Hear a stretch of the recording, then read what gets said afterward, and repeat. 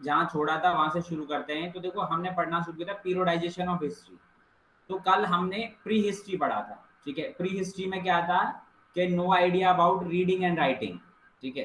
किसी भी कोई आइडिया नहीं है, no idea about reading and writing. ये वाला पीरियड हम करते थे कल और आज हमें ये कर रहे हैं, ठीक है। तो इस वाले पीरियड में हमने क्या क्या किया था जल्दी से एक बार यहाँ पे देख लेते हैं। तो देखो सबसे पहली चीज, ये जो प्री हिस्ट्री थी इसमें मेन जो एज थी वो स्टोन एज थी, ठीक है। अब स्टोन एज जिसे पत्थर का युग कहते हैं या पाषाण युग कहते हैं, ये अलग अलग तरीके से और पार्ट्स में डिवाइडेड था, जैसे पैलियोलिथिक, ठीक है, मीजोलिथिक, न्यूलिथिक और कैल्कोलिथिक। अब देखो यहाँ पे पैलियोलिथिक जो पीरियड है, ये पैलियोलिथिक क्या है, ठीक है। तो पैलियो मतलब पुराना और लिथिक बोले तो टेक्नोलॉजी ऑफ स्टोन। तो सबसे पुरानी टेक्नोलॉजी स्टोन की किस पीरियड में थी, वो ये। फिर मीजो बोले तो मिडल, लिथिक बोले तो स्टोन, ठीक है, मिडल स्टोन एज। फिर इसके बाद नियोलिथिक, नियो मतलब नया, लिथिक बोले तो स्टोन, न्यू स्टोन एज। कैल्को, कैल्को बोले तो आपको पता है कॉपर से बना है और ग्रीक वर्ड है, और लिथिक बोले तो टेक्नोलॉजी ऑफ स्टोन, तो कैल्कोलिथिक, ठीक है, वो क्या है, कॉपर की टेक्नोलॉजी वाला टाइम। तो ऐसे करके ये एज थी। तो ऐसे करके ये वाला जो पीरियड है ये प्री हिस्ट्री में कवर हो जाता है यहाँ से। अब देखो यहाँ से आगे हमें बात करनी है प्रोटो हिस्ट्री की। अब प्रोटो हिस्ट्री में क्या आता है, तो प्रोटो हिस्ट्री बेसिकली जहां पर कॉपर वाली जो हिस्ट्री है, वो मतलब कॉपर वाली एज है, कॉपर एज है, कैलकोलिथिक एज जो खत्म होती है वहां से शुरू होती है और 600 बीसी तक रहती है। इस वाले टाइम पर आइडिया तो होता है रीडिंग और राइटिंग का, idea about reading and writing,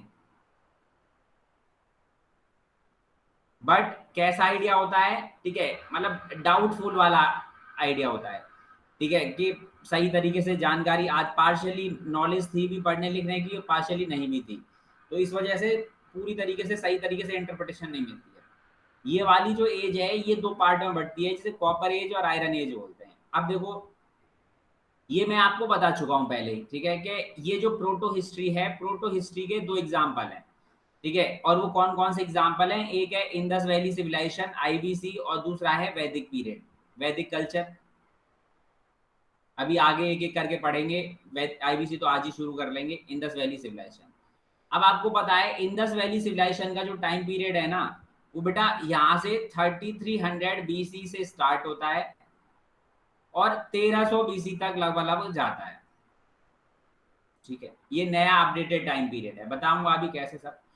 जो वैदिक पीरियड है, वैदिक पीरियड का टाइम पीरियड वही 1200-1300 से शुरू होता है, 1200-1300 मान लो यहाँ बीसी से, और ये कहाँ तक जाता है, तो 600 बीसी के आसपास, कहीं कहीं किताबों में तो 500 भी दे रखा है, 500 बीसी।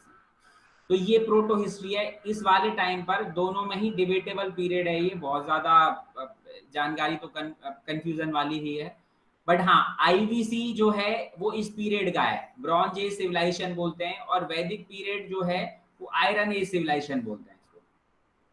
आप आगे पढ़ोगे, मैं पढ़ाऊंगा भी आपको उसी तरीके से ही, बट मैं थोड़ा सा अभी पहले बता दे रहा हूँ, जब पढ़ेंगे तब रिलेट करते रहेंगे।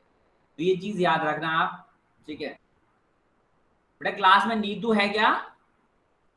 Yes sir. आप आए हो ना? Hello. Yes sir. Yes sir. अच्छा ठीक ठीक ठीक, मुझे लगा पता नहीं ज्वाइन लिंक भेजना भूल गया। चलो ठीक है, अब ऐसे करके, अब देखो बेटा सबसे पहली ब्रॉन्ज एज सिविलाइजेशन। ब्रॉन्ज हमने देखा था, इससे पहली वाली कैलकोलिथिक कॉपर बोले तो तांबा, और ब्रॉन्ज पीतल, ठीक है। तो ये जो ब्रॉन्ज एज सिविलाइजेशन जो है ये कहाँ से 3300 बीसी से 1200 बीसी का टाइम का पीरियड है, जहां पर ये आप ये कह सकते हो कि ब्रॉन्ज का यूज था। जब 1200 के बाद आयरन का यूज होने लग जाता है तो फिर वो आयरन एज हो जाती है, आयरन बोले तो लोहा, ठीक है। अब देखो यहाँ पर सबसे पहली बात, यहाँ पर इस एज में इसका नाम ब्रॉन्ज एज सिविलाइज एज क्यों है, तो इस वजह है ब्रॉन्ज का यूज होना। ब्रॉन्ज क्या है, तो एक एलॉय है, मिक्सचर है दो चीजों का, कॉपर का जो पहले डिस्कवर हो चुका था, जो पहला मेटल है जो इंसान ने डिस्कवर किया अभी तक की हिस्ट्री की एक्सप्लोरेशन की वजह से या खोज की वजह से, और दूसरा टिन। तो ये कॉपर और टिन का कंपोजिशन होता है, जो कि जो पहले तांबा था उससे थोड़ा और स्ट्रांग होता है, ठीक है। मतलब पहले पत्थर, पत्थर से स्ट्रांग जो मिला उन्हें कॉपर, और कॉपर से थोड़ा स्ट्रांग एलॉय किसका, कॉपर का और टिन का, जो क्या है पीतल या तांबा, ब्रॉन्ज कहलाता है, ठीक है। ये some areas are proto writing. अब देखो पहली बात, सारे एरियो में जितनी भी जगह है यहाँ पे सब जगह तो लिखी हुई चीजें मिली नहीं है, और जो लिखी भी मिली भी है वो प्रोटो राइटिंग है, मतलब पार्शियली रीडेबल है, जिन्हें आधा हम इंटरप्रेट कर सकते हैं आधा नहीं कर सकते, डेसिफर नहीं कर पा रहे पूरे तरीके से। डेसिफर मतलब सही तरीके से समझ नहीं पाना, डेसिफर्ड नॉट येट। अभी मैं बताऊंगा ये आईवीसी के टाइम पर, जब लास्ट में समराइज करेंगे कल आईवीसी को, इंडस वैली सिविलाइजेशन को, तब आपको समझ में आएगा। डेसिफर्ड नॉट येट मतलब अभी तक इन्हें पूरे तरीके से समझ नहीं पाए। तो यहाँ दो बातें हो गई। पहली चीज कि जब ब्रॉन्ज एज सिविलाइजेशन थी या ब्रॉन्ज एज जो पीरियड था, उस टाइम पे राइटिंग की सही तरीके से जानकारी नहीं थी, और जो जानकारी भी थी वो डेसिफरेबल नहीं है, मतलब उसको पूरे तरीके से समझ नहीं पाए, क्योंकि वो कौन कौन से अक्षर यूज किया करते थे, बताऊंगा मैं सब अभी, ठीक है। इसके बाद फिर बात आती है, bronze age is the second principal period of three stage या थ्री एज जो पीरियड था जिसमें हमने पढ़ा है, ठीक है। एक स्टोन एज पीरियड है, फिर ब्रॉन्ज, फिर आयरन। तो हमने पहले पढ़ा था ना स्टोन पीरियड, स्टोन एज में आपकी पूरी 4 पीरियड आ गए थे, ठीक है। और कौन कौन से, पैलियोलिथिक, मीजोलिथिक, नियोलिथिक और कैल्कोलिथिक। उसके बाद क्या है फिर ब्रॉन्ज जो अभी हम पढ़ रहे हैं, ठीक है। और तीसरा है आयरन जो अभी थोड़ी देर बाद पढ़ेंगे।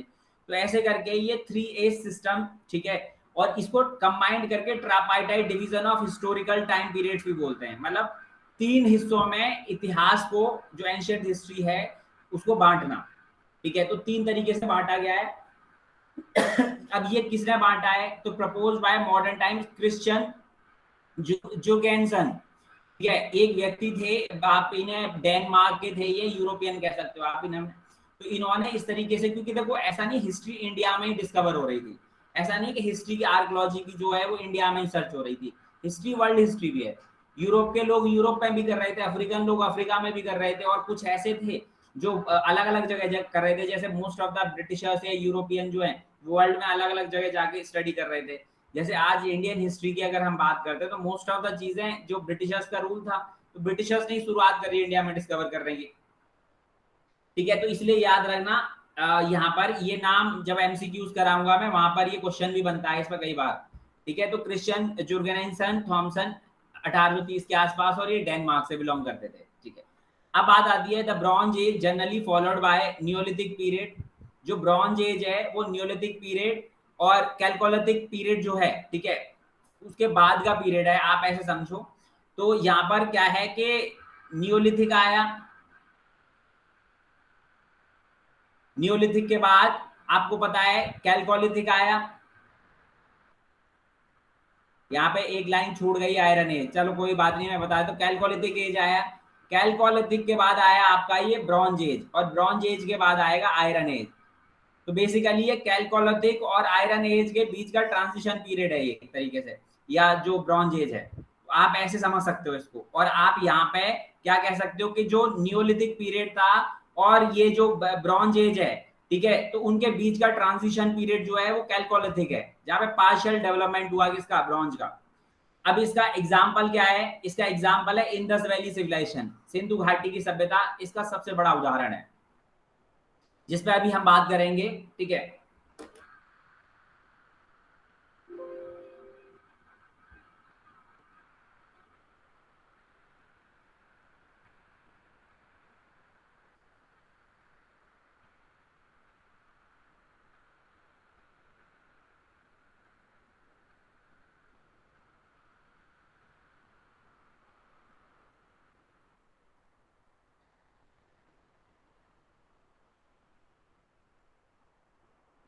हाँ अनु, यस सर।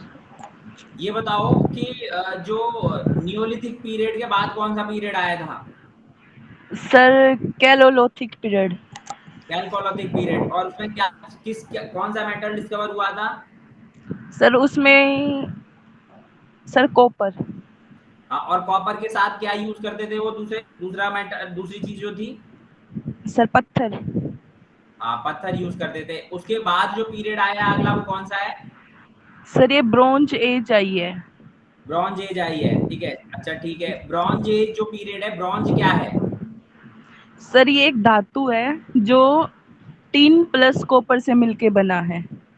अच्छा ठीक है, मतलब कैलकोलिथिक पीरियड जो है बीच का पीरियड है न्यूलिथिक और इसके बीच का। ये बताओ प्रोटो हिस्ट्री का क्या मतलब होता है, और प्रोटो हिस्ट्री में कितनी एज है, यहाँ पर कितने पीरियड है? सर प्रोटो हिस्ट्री का मतलब था जिसमें आइडिया होने लग गया था रीडिंग और राइटिंग का। मतलब पार्शियली, हाँ पूरे जी तरीके सर। से लोग लिखना शुरू कर रहे थे, बट हम पूरे तरीके से अभी समझ नहीं पा रहे थे। ठीक है, कुछ इस हाँ जी तरीके। सर। इसके 2 पीरियड आए हैं, ब्रोंज एज और आयरन एज। ठीक है। अच्छा एक बात बताओ, ब्रॉन्ज एज सिविलाइजेशन जो है, ठीक है, उसका हाँ कोई जी। एग्जाम्पल है? हाँ जी सर, सिंधु घाटी सभ्यता। सिंधु घाटी सभ्यता को ब्रॉन्ज एज सिविलाइजेशन बोलते हैं। और वो जो दूसरा है वैदिक पीरियड, किसका एग्जाम्पल है? सर वैदिक पीरियड, हम्म। सर वो तो उसका है ना, कॉपर का। उसी का है। आयरन है। अच्छा अच्छा अच्छा, वैदिक। आयरन एज अभी आप पढ़ोगे, हाँ। ठीक है। आयरन एज क्या है, ठीक है, एक एग्जाम्पल है वैदिक पीरियड का, या वैदिक पीरियड आयरन एज का एग्जाम्पल है। ये मैं इसलिए बता रहा हूँ क्योंकि आप ध्यान रखना, आप है ना, जब हम सर्च मारते हैं, यूट्यूब पे सर्च मार लो, गूगल पे सर्च मार लो, यहाँ पे क्या है, लोग धर्म की राजनीति करने में लगे हुए हैं अलग अलग चीजों की। वहां पर क्या हो क्या रहा है कि यहाँ पे वैदिक पीरियड को आईवीसी से ऊपर दिखा रहे हैं कुछ लोग आईवीसी को वैदिक पीरियड से नीचे दिखाने में लग रहे हैं। अपनी अपनी चीजें चल रही, फिलोसफी चल रही है।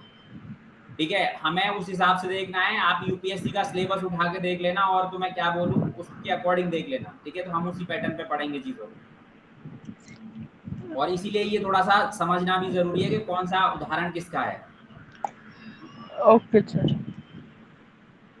चलो अब आगे बढ़ते हैं।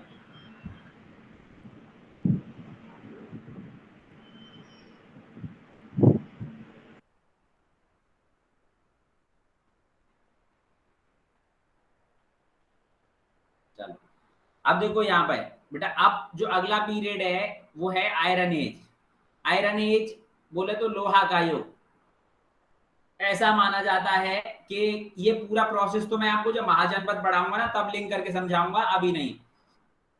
बट अब ये याद रखना आप, ठीक है, कि ऐसा माना जाता है कि 1200 BC के आसपास इसको लेके अलग अलग कहावतें हैं। कुछ कहते हैं कि अफ्रीकन रीजन में लोहे की खोज हुई, कुछ कहते हैं किसी आर्य ने अफगानिस्तान रीजन में खोजा आयरन।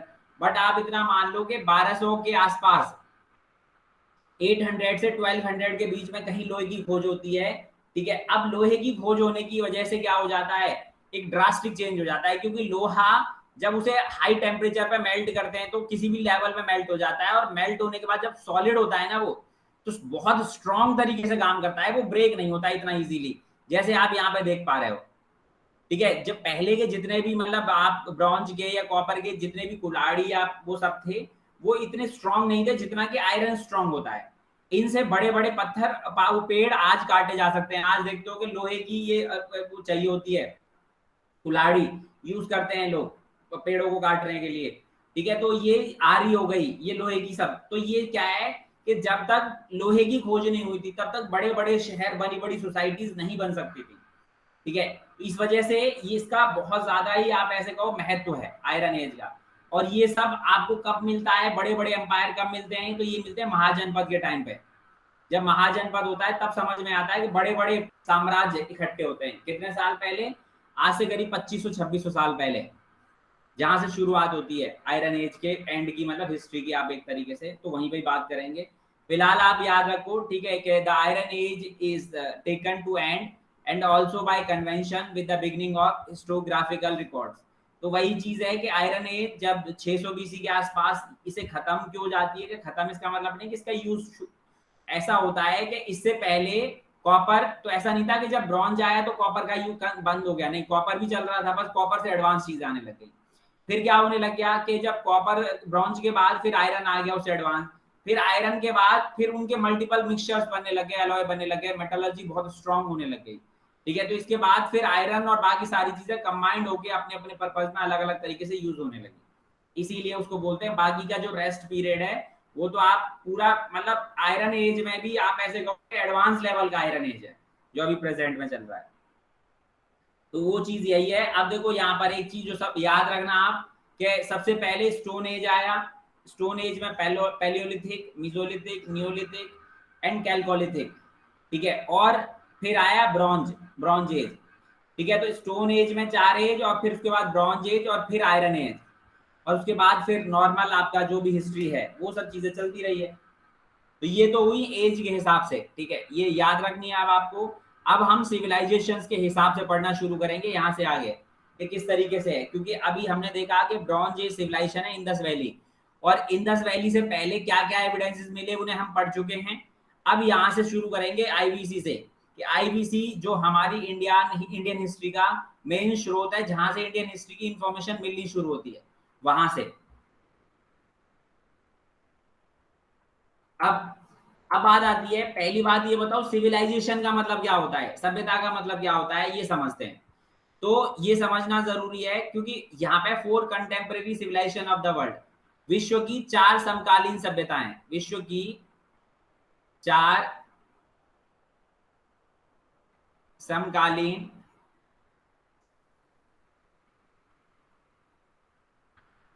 सभ्यताएं, ठीक है, 4 contemporary civilisation of the world. अब ये होता क्या है, ये समकालीन क्या है और सिविलाइजेशन क्या होता है। तो देखो पहले एक बात बताओ मुझे,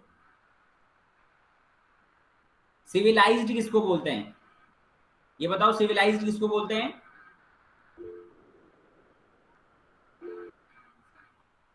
एक प्रॉपर तरीके से रहने को। एक सेकंड,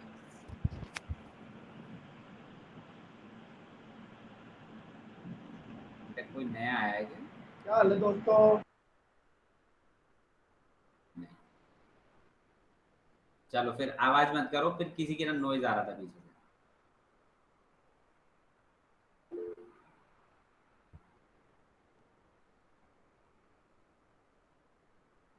देखो सिविलाइज्ड किसको बोलते हैं, तो सिविलाइज्ड जैसे कोई बोलते हैं ना सिविलाइज्ड पर्सन, मतलब यस सर। भाई सभ्य आदमी जो सही तरीके से खाना पीना पहनना ओढ़ना जानता हो, जिसे खाने पीने पहनने ओढ़ने की समझ हो, उसे सिविलाइज्ड बोलते हैं, सभ्य बोलते हैं।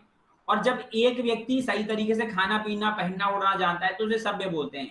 जबकि पूरी की पूरी सोसाइटी, उस समय की समाज सही तरीके से खाना पीना पहनना ओढ़ना जानती हो तो सभ्यता, सिविलाइजेशन, सिविलाइजेशन। बात समझ में आ रही है। तो सिविलाइजेशन का मतलब क्या होता है कि सही तरीके से खाने पहनने ओढ़ने की समझ, ठीक है, लोगों को, तो उन्हें बोलते हैं हम सभ्य।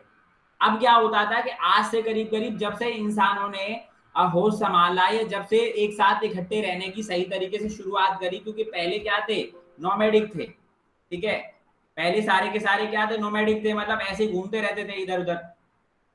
अच्छा हाँ, कल वो पेस्टोरल की बात हो रही थी ना, पेस्टोरलिज्म का मतलब होता है, वो नहीं देखे तो आपने जो, मतलब मैंने बोला नहीं था कि एक जगह से दूसरी जगह जैसे जा रहे हैं, तो क्या होता है कि जैसे एक जगह लोग रहने लग गए, कहीं पर ही एक जगह मान लो कुछ लोग रहने लग गए, लेकिन क्या होता है कि अब जानवरों के तो उनके पास चारा नहीं होता ना, तो चारे के लिए वो क्या करते रहते हैं, जानवरों को एक जगह से दूसरी जगह लेके घूमते रहते हैं। तो उनको बोलते हैं हमारे यहाँ लोकल भाषा में गडरिया बोलते हैं, गडरिया, ठीक है, जो क्या बोलते हैं, जिनको भेड़ बकरी भैंस उनको लेके क्या है चराने के लिए जंगल में छोड़ देते हैं। सच्चरक गा भी बोलते हैं, सच्चरक गा भी बोल, नहीं नहीं चरक गा जा रे। वही वही वही वही। अब सबको याद आ गया, कल मेरे भी दिमाग से उतर गया, ठीक है। तो ऐसे ही क्या हो गया कि वो एकदम से हो जाता है कभी कभी, ठीक है, तो वो क्या हो जाता है ना, तो वो क्या जैसे अपने जानवरों को पाल लेते हैं, और जानवरों को पालने के बाद क्या करते हैं, छोड़ देते हैं मतलब खाने के लिए, तो उनको बोलते हैं पेस्टोरलिज्म, ठीक है, तो इसलिए याद रखना पेस्टोरल बोलते हैं उन लोगों को। तो ऐसे ही क्या है कि पहले यहाँ से पहले हमने क्या देखा कि जितने भी लोग थे, ठीक है, वो क्या है कि मतलब ऐसे ही जंगलों में घूम रहे, नोमैडिक हैं, ठीक है। अब बाकी क्या हो गया कि एक जगह यहाँ पे सही तरीके से खाने पीने पहनने ओढ़ने के सही तरीके से ढंग हुआ, विश्व ऐसा 4 ही जगह हुआ, और उन्हें बोलते हैं एक ही समय की 4 सिविलाइजेशन। जैसे मैं और आप, हम एक ही एज के हैं, बस फर्क इतना है कि मैं 5-6 साल 7 साल बड़ा हूँ आपसे, हो सकता है 8-9 साल बड़ा हूँ, बाकी आप मेरे से 5-6 7 साल छोटे हो गए, लेकिन एक्चुअल में हम दोनों एक ही टाइम पे जी रहे हैं, ठीक है। ऐसे ही होता है विश्व में, आज से करीब करीब 5-5.5 हजार साल पहले, ठीक है, कि एक ही जगह पर जब 4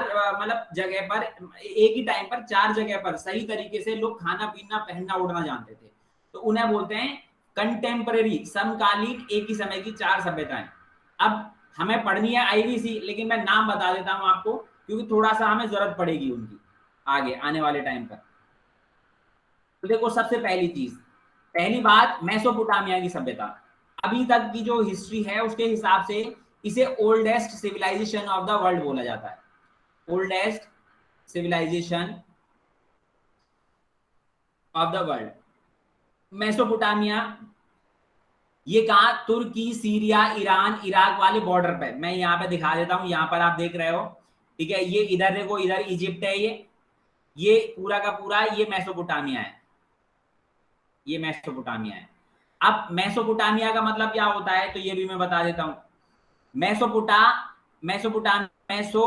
एक वर्ड से बना है, और मेसोपोटा वर्ड का मतलब होता है area between to reverse, sorry, area between to reverse, दो या दो से अधिक नदियों के आसपास की भूमि, उसे बोलते हैं मेसोपोटा। और मेसोपोटा के लोग या उनका कल्चर, तो मेसोपोटामिया, ठीक है, तो उन्हें मेसोपोटामिया बोला गया। जैसे बोलते हैं ना इंडियंस, ठीक है, तो ब्राजीलियंस, ऐसे ही मेसोपोटामियंस, ठीक है, तो ऐसे इनको बोला गया मेसोपोटामिया। तो ये देखो, ये कौन कौन सी नदी है, यहाँ पे आप देख पा रहे हो, ये टिग्रिस नदी है इधर, और इधर ये यूफ्रेटस नदी है। तो बेसिकली इन दोनों के बीच का ये जो रीजन है, इसे दोआब बोलते हैं। दोआब, ये याद रखना, हिस्ट्री में बहुत बार पूछा जाता है, लिख भी लेना साइड में। दोआब का मतलब क्या होता है, तो दोआब वो एरिया होता है जो दो नदियों के बीच का होता है। हमारी इंडिया में बोलते हैं या इंग्लिश में बोलते हैं, आप कह लो कि Doab, area between two or more than two rivers, area between two or more than two reverse. ये शब्द याद रखना दोआब वाला, क्यों? क्योंकि इसका बहुत ज्यादा यूज आएगा पूरी की पूरी इंडियन हिस्ट्री में, स्पेशली मिडाइवल हिस्ट्री में। टैक्स जो लगे हैं ना, हमारे जो किसानों पे राजाओं ने टैक्स लगाए हैं, वो शब्द के नाम पर लगाए हैं, दोआब शब्द पे। इसलिए ये याद रखना, क्योंकि जब मैं वहां पे पढ़ाऊंगा आपको, तब बात करूंगा मैं इसकी। और जो आपका महाजनपद बना है ना, महाजनपद का इस शब्द का रोल, मतलब इस दोआब वर्ड का बहुत बड़ा रोल है महाजनपद बनाने में। देखो अब क्या होता है कि सबसे पहली चीज जो ध्यान देने वाली बात है ना, कि देखो आज हमारे यहाँ पे घर पर पानी की सप्लाई पाइपलाइन के थ्रू आ जाती है, हमने हैंडपंप लगा रखे हैं। लेकिन पहले ऐसा नहीं था। पहले लोगों के पास ना ही इतनी टेक्नोलॉजी थी और ना ही किसी और चीज पे, हम तो बस ऊपर वाले पे क्या आश्रित रहते थे कि बरस हो रहे मेघा मेघा, बरस हो रहे मेघा, और जब मेघ बरसेंगे तो बारिश होगी, और बारिश होगी तो बाकी चीजें हो पाएंगी और पिटवा भर पाएगा। लेकिन अब क्या हो जाता है कि अब आप सोचो कि अगर बारिश नहीं हो रही है, और बाकी बारिश तो कभी कभी होती है, बाकी भाई पेट तो हमेशा भर रहा है, पानी तो रोज पीना है, ठीक है, जानवरों को पिलाना है, ठीक है, और खाना भी खाना है, थोड़ी बहुत खेती भी करनी है, तो उसके लिए तो फिर हमेशा ऐसी जगह प्रेफर करते थे जहां पे पानी का रेगुलर सोर्स हो। और पानी का रेगुलर सोर्स समुद्र होता है या नदियां होती हैं। तो फिर अब समुद्र के पास तो रहना भाई खतरे से गाली नहीं है, तो इसलिए हमेशा ये नदियों के किनारे बसा करते थे। पुराने जितने भी शहर आप देखोगे, सारे के सारे शहर किसी न किसी नदी के किनारे बसे होंगे। दिल्ली यमुना नदी के किनारे, ठीक है, और कोई भी ले लो, दिल्ली, मुंबई, चेन्नई, कोई ना कोई नदी आसपास में जरूर होगी, या वो ना हो तो कोई ना कोई और वाटर का सोर्स जरूर होगा, ठीक है, हमेशा। ये एंशिएंट टाइम। और उसके बाद जैसे गांव वगैरह बसे ना, तो हर गांव के बाहर एक गड्ढा रखा जाता था जिसको पोखर बोलते हैं। इवन अभी भी होती है बहुत सारे गांव में, तो वहां पे बारिश का पानी भर जाता है ताकि क्या हो सके कि जब अकाल पड़े, सूखा पड़े, तो वहां के लोग एक जगह से दूसरी ना भागे, ताकि वो पोखर में वहां पानी भरा रहे, तो जानवरों थोड़ा बहुत पीने के लिए, मतलब जो बीच की गर्मी होती है ना हमारे इंडिया में, नॉर्थ इंडिया में 3-4 महीने की, उस गर्मी के टाइम पर वो पानी यूज हो सके, अगर किसी तरीके से दिक्कत हो जाती है, बारिश नहीं आ पाती है तो। इसीलिए सारे शहर किसी न किसी नदी के किनारे बसे रहते थे। अब हमेशा देखो क्या होता है कि दोआब क्या होता है, उपजाऊ भूमि होती है। दोआब का मतलब होता है फर्टाइल लैंड, क्योंकि आप खुद सोचो, दो या दो से अधिक नदियों के जो बीच की जमीन होगी वो फर्टाइल होती है, फर्टाइल उपजाऊ भूमि होती है, तो वहां खेती ज्यादा होती है, पैदावार ज्यादा होती है, इसीलिए इस जमीन का बहुत ज्यादा इंपॉर्टेंस होता है। अब एक बात बताओ कि ये, चलो मैं आप ही से पूछ लेता हूँ, फिर बात करेंगे यहाँ पे, जरूरी है आगे के लिए।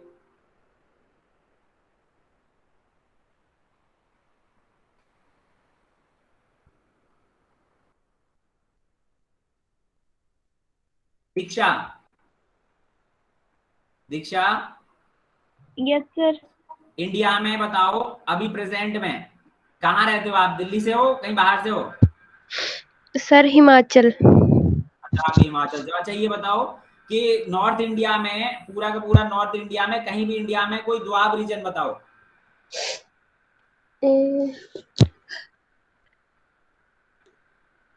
सर उत्तराखंड में है। हाँ उत्तराखंड में कहाँ बताओ? सर उत्तराखंड में सर पूरा नो। दिमाग पे सब जोर दो। मोहित, मोहित यस सर। हाँ बताओ, पूरे इंडिया में दोआब रीजन बताओ कहाँ पर है? Sir tigris river sir.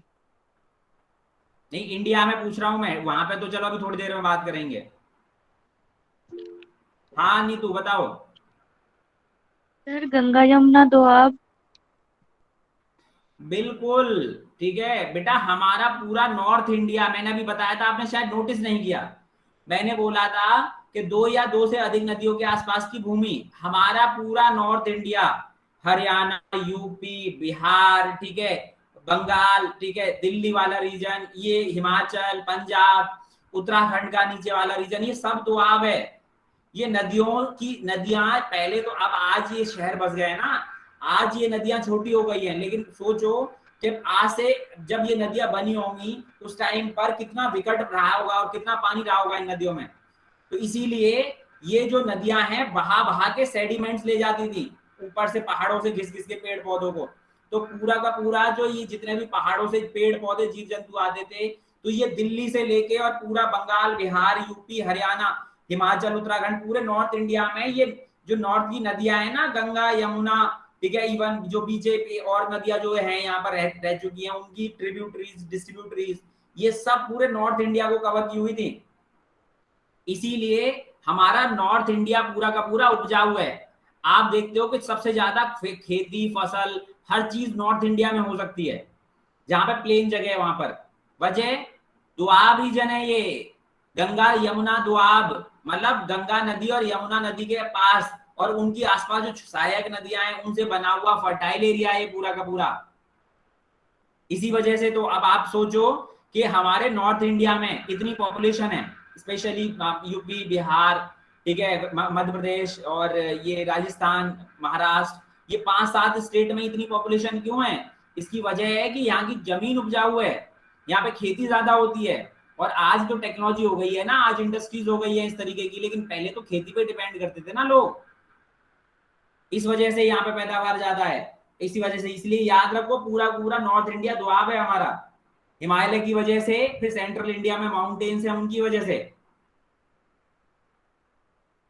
इसलिए ये चीज याद रखना। ये मैं आपको महाजनपद में आयरन का, लोहे का किस तरीके से यूज यहाँ स्टार्ट हुआ और किस तरीके से महाजनपद बने, तब मैं बताऊंगा कि आज की जो प्रेजेंट पॉपुलेशन जो नॉर्थ इंडिया में, हमारी 136 करोड़ लोगों में से 100 करोड़ के आसपास सिर्फ 5-7 स्टेटों में ही रहते हैं। इसकी वजह है हिस्ट्री, हमारी फर्टिलिटी लैंड की। चलो तभी बात करेंगे, कोई नहीं, ठीक है, अभी देखते हैं।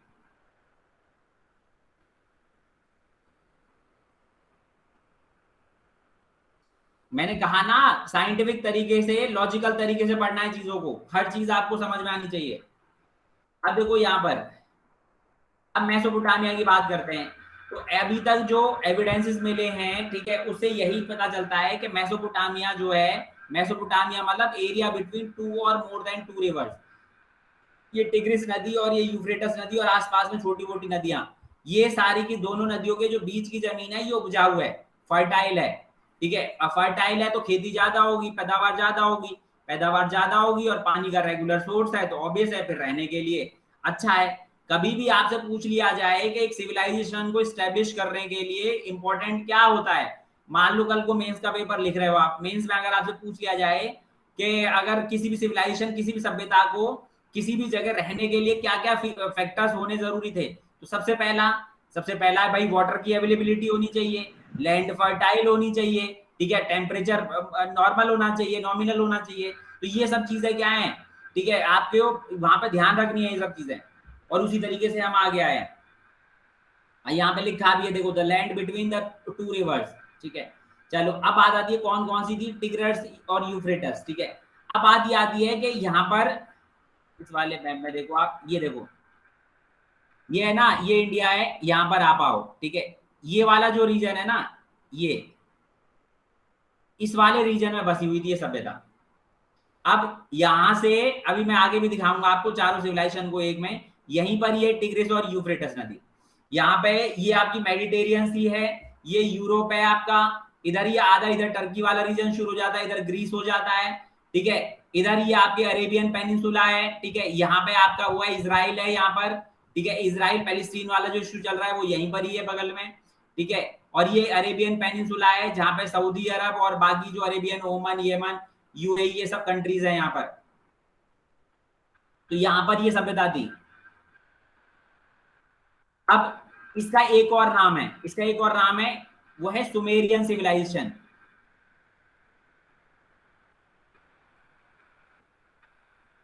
आपने याद होगा वो मूवी देखी होगी बाहुबली, तो बाहुबली मूवी में वो जब तलवार लेकर आता है कटप्पा को दिखाने के लिए, तलवार जब बेचने के लिए, तो बोलता है ना वो कुछ ऐसा एक वर्ड बोलता है कि सुमेर शमशीर, मतलब सुमेर की बहुत ही फेमस शमशीर बोल तलवार है ये, ठीक है। अब तो सुमेरियन बेसिकली किसको बोला गया है, सुमेरियन इन्हीं को बोला गया है। अब सुमेरियन क्यों बोला जाता है, तो देखो ऐसा माना जाता है कि ये जो मेसोपोटामिया की सभ्यता है उसका ये जो सदर्न रीजन है, इस सदर्न रीजन में जगह थी, एक जगह का नाम था सुमेर, और सुमेर जगह के लोग सुमेरियन, जहां से हमारे इंडिया के लिंक्स पाए गए हैं, ऐसा मिलता है कि यहाँ से लिंक्स थे। इस वजह से इसे मेसोपोटामिया की सभ्यता को समटाइम सुमेरियन सभ्यता भी बोलते हैं, इसलिए ये चीज याद रखना। तो सबसे पहली विश्व की सभ्यता ओल्डेस्ट सिविलाइजेशन मेसोपोटामिया की सभ्यता कहाँ फैली हुई थी, तो वर्तमान अभी प्रेजेंट का जो टर्की है, ईरान, इराक, सीरिया वाले रीजन में, ठीक है। और मेसोपोटामिया का मतलब एरिया बिटवीन 2 और मोर देन 2 रिवर्स, और वो नदियां कौन सी थी, तो टिग्रस और यूफ्रेटस, ये चीज आपको याद रखनी है। अब इसके अलावा जब ये सभ्यता थी ठीक उसी टाइम पर कोई और भी सभ्यता थी क्या, हाँ, तो एक थी मिस्र की सभ्यता, इजिप्शियन सिविलाइजेशन, इजिप्ट की सभ्यता बोलते हैं इसको, ठीक है। अब यहाँ पर इजिप्शियन सिविलाइजेशन जो है developed across the Nile river, part of north east Africa, भी मैं दिखा दूंगा, ठीक है। अभी देखो ये यहाँ पे हमने देखा था, ये मेसोपोटामिया की सभ्यता यहाँ बनी हुई है, ये यहाँ पर है, और ये इजिप्ट है आपका अफ्रीका में। तो ये यहाँ से नील नदी है इधर, ये नील नदी के आसपास जो सभ्यता बसी हुई थी उसका नाम था ये नील सभ्यता है, या सॉरी इजिप्ट की सभ्यता है या मिस्र की सभ्यता। अभी मैंने बताया था कि नील नदी, किसी भी सभ्यता को बसने के लिए नदी, पानी का सोर्स और उपजाऊ जमीन होनी जरूरी है, इस वजह से यहाँ पे ये लोग रहते थे, ठीक है। अब इधर देखो आप, यहाँ पर क्या हो जाता है कि ये जो देख रहे हो यहाँ की सभ्यता की जो पिरामिड है वो सबसे ज्यादा फेमस है। ये अब पिरामिड में क्या है कि पिरामिड इस तरीके की शेप होती है, यहाँ पर इस तरीके का डिजाइन होता है। अब ये 3 तरीके से मतलब कवर्ड होता है, एक इधर से, एक इधर से, एक इस साइड से। इसका जो ऊपर वाला जो हिस्सा होता है ना, ये यहाँ से दिख नहीं रहा, ये थोड़ा सा खुला रहता है ऊपर वाला। इसमें होता क्या था कि वो मम्मीज जो होती है ना, डेड बॉडीज जो होती हैं, मैंने उस दिन बताया था आपको कि जो डेड बॉडीज होती हैं उनको कुछ लोग जो पैसे वाले जो लोग थे, ठीक है, वहां पे धारणा थी कि जो डेड बॉडीज बाद में जिंदा भी हो सकती हैं, कल को उन्हें ऑप्शन रहना चाहिए उनके पास दोबारा से, अगर उनकी आत्मा वापस आ जाती है तो इस तरीके से। तो इस वजह से क्या करते थे कि वो चाहते थे कि उनकी बॉडी किसी भी तरीके से खराब ना हो, तो उनकी बॉडी को मम्मीज में कन्वर्ट किया जाता था। और मम्मीज क्या होती है कि बॉडी जब डेथ होने के बाद नॉर्मली बॉडी डिकम्पोज होनी शुरू हो जाती है 2-3 दिन बाद, ठीक है, तो उनकी बॉडी पे लेप लगाया जाता था, लेप बोले तो केमिकल का लेप, और 60 से 70 दिन उनको प्रिक्योर किया जाता था। और किस लिए, ताकि उनकी बॉडी खराब ना हो। और फिर उनको इस तरीके से पिरामिड के अंदर बीच में उनकी बॉडी, मतलब डेड बॉडीज को रख देते थे, दफना देते थे, और ऊपर से पिरामिड इस तरीके से बना के, ताकि सनरेज आती रहे और उनकी धारणा थी कि कल को अगर लाइफ आती है तो एक रास्ता रहे, इस तरीके से। ये पिरामिड है, ठीक है। तो ये इस सभ्यता की अभी जो एविडेंसेस मिल रहे हैं, कुछ एविडेंसेस ऐसे भी मिल रहे हैं कि आने वाले टाइम पर हो सकता है स्टडी से पता चले कि मेसोपोटामिया की सभ्यता सबसे पुरानी सभ्यता नहीं थी, बल्कि ये जो आपकी इजिप्ट की सभ्यता है ये सबसे पुरानी सभ्यता थी, ठीक है। क्योंकि कुछ अभी फॉसिल्स वगैरह मिले थे 1.5-2 साल पहले, जिसमें पता चला कि ये जो सभ्यता है, जो मेसोपोटामिया की सभ्यता है, देखो ये वाली जो सिविलाइजेशन है, इसका टाइम पीरियड वही माना जाता है लगभग 4500 BC से वही 2500 BC के आसपास आप मान सकते हो, ठीक है। और इस सभ्यता का जो टाइम पीरियड है इजिप्शियन सिविलाइजेशन, इसका 4000 बीसी से मान लो आप वही 2500 बीसी के आसपास, ठीक है। अब इस टाइम तक, लेकिन अभी ऐसे ही वो रिसर्चेस पता चल रही हैं कि ये वाली सिविलाइजेशन सबसे पुरानी थी, ऐसा माना जा रहा है। तो अभी तो यही है, आने वाले टाइम पर जब क्या होगा तब देखा जाएगा, ठीक है। तो यहाँ पे आप देख सकते हो ये वाला बड़ा मैप, यहाँ पर ये मेसोपोटामिया की सभ्यता इधर, और ये इधर यहाँ पर इधर ये इजिप्ट की सभ्यता, और इधर से इनका ट्रेड व्रेड भी रहता होगा यहाँ पर, क्योंकि ये लिंक है। चलो अब तीसरी सभ्यता आती है चीन की सभ्यता, चाइनीज सिविलाइजेशन, ठीक है। अब चाइनीज सभ्यता जो है, मैंने फिर बोला कि किसी न किसी नदी के किनारे, क्योंकि रेगुलर पानी का सोर्स चाहिए, तो वो हुआंगो नदी के किनारे बसी हुई थी और ईस्टर्न चाइना में, ये आप देख पा रहे हो, अभी मैप पे भी दिखाऊंगा, ये नदी है। और इसको येलो रिवर भी बोलते हैं, पीली नदी भी बोलते हैं। वजह यहाँ पे ऐसे वो है कि येलो मेटल जो होता है, मतलब गोल्ड होता है, गोल्ड के कंटेंट पाए जाते हैं, इस वजह से इसे येलो रिवर बोलते हैं। सौरो ऑफ चाइना, तो सौरो ऑफ चाइना किसको बोलते हैं? तो ये बताओ सौरो ऑफ बिहार किसको बोलते हैं? कोसी रिवर सर, कोसी नदी को। सौरो ऑफ बिहार बोलते हैं कोसी रिवर को। क्यों बोलते हैं कोसी रिवर को?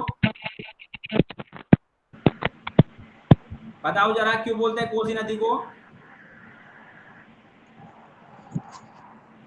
अरे बताओ यार, ये तो बच्चों वाली चीज है। हाँ सर क्योंकि उस नदी की वजह से बिहार में बहुत ज्यादा मतलब बाढ़ आती रहती है, तो और बाढ़ आती है सर उस रिवर की वजह से बहुत ज्यादा। बाढ़ से क्या हो गया?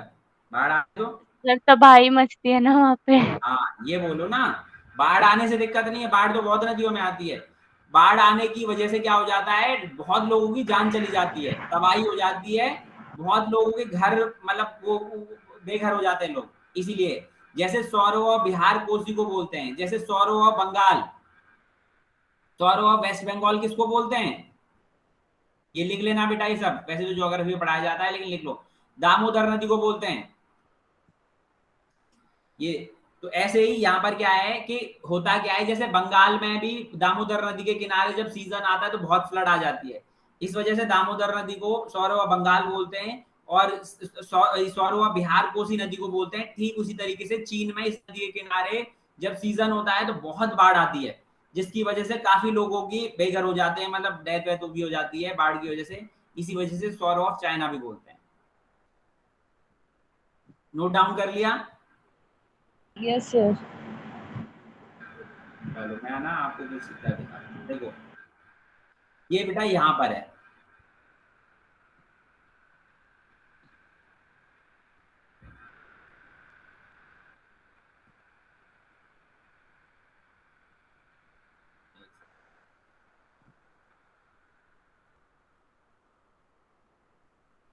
देखो ये है ना, ये आपका इंडिया है, इधर ये देख पा रहे हो, ये पूरा इंडिया है।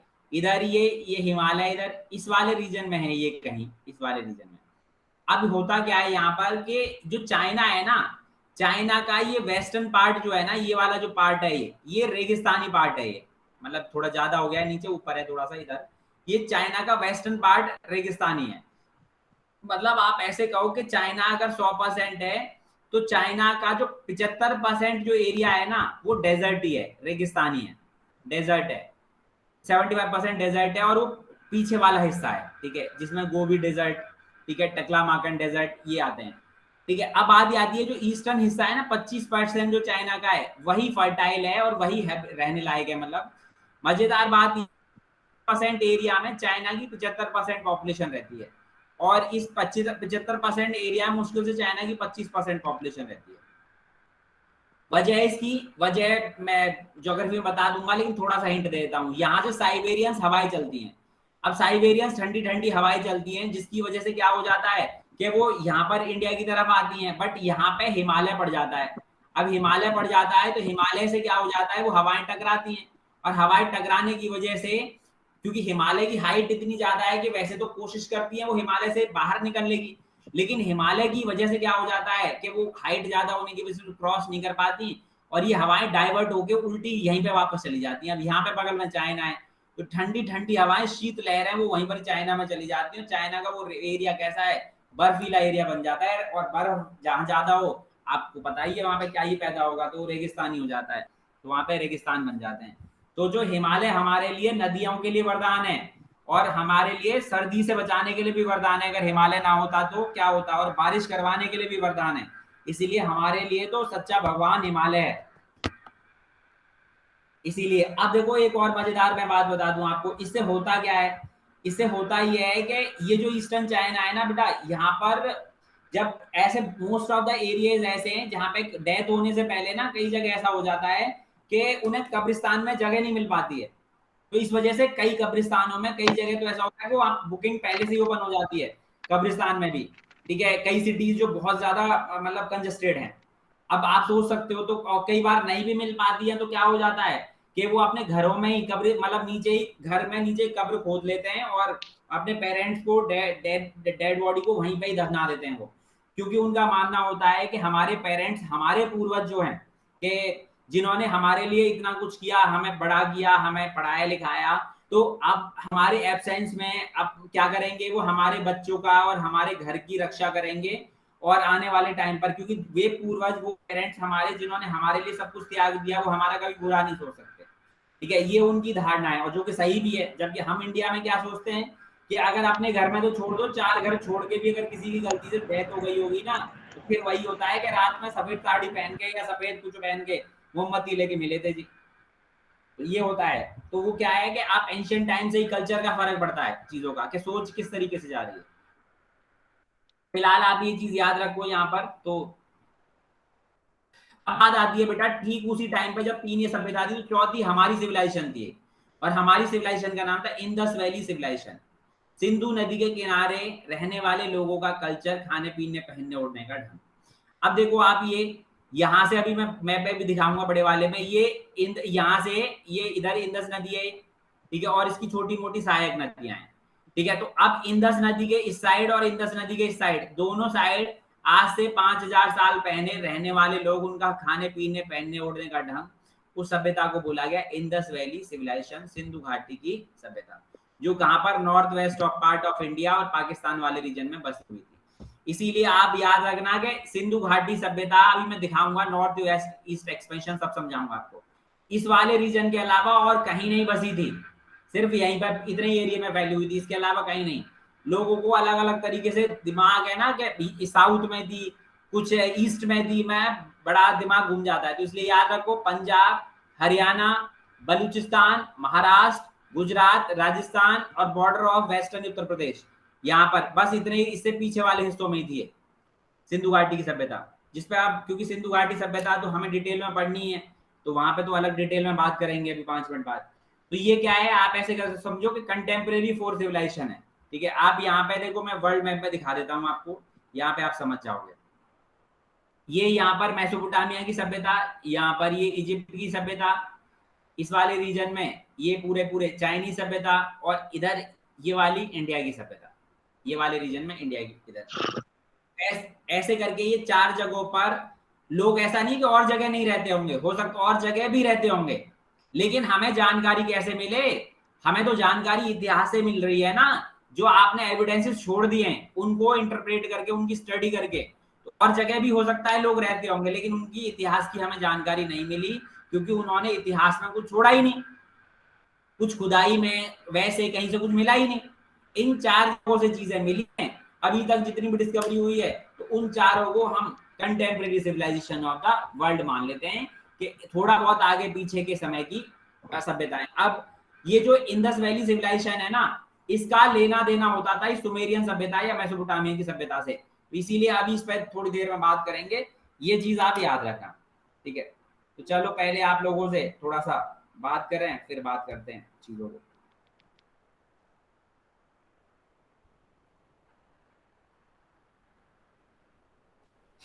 Sucheta, Sucheta, yes sir. Contemporary मतलब क्या होता है? सर कंटेम्प्रेरी मतलब होता है जहाँ मतलब एक ही जगह पे 4 सभ्यता मतलब एक ही तरीके से रहती हो। कंटेम्परेरी मतलब होता है समकालीन, सेम समय की, हाँ जी। ठीक है। चलो एक बात बताओ, एक टाइम पर जब इंडिया में इंडस वैली सिविलाइजेशन थी, उस टाइम पे विश्व में 3 जगह और सभ्यताएं थी, उनके क्या क्या नाम थे, नाम बताओ। सर एक बार क्वेश्चन रिपीट करना। विश्व की 4 समकालीन सभ्यताओं के नाम बताओ।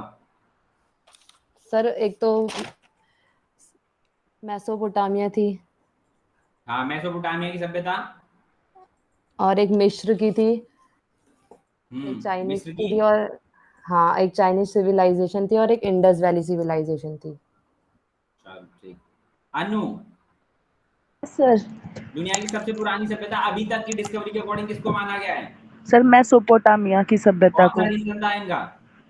क्या सर, कौन सा रीजन पड़ता है? हाँ, कौन सा रीजन था जहाँ पे मेसोपोटामिया की सभ्यता थी?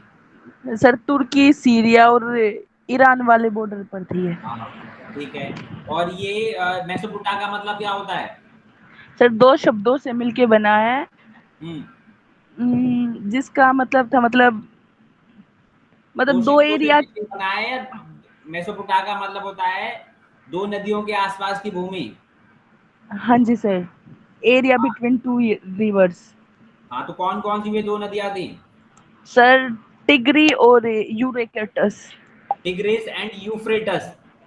टिग्रिस हाँ, एंड यूफ्रेटस, ठीक है, यूफ्रेटस।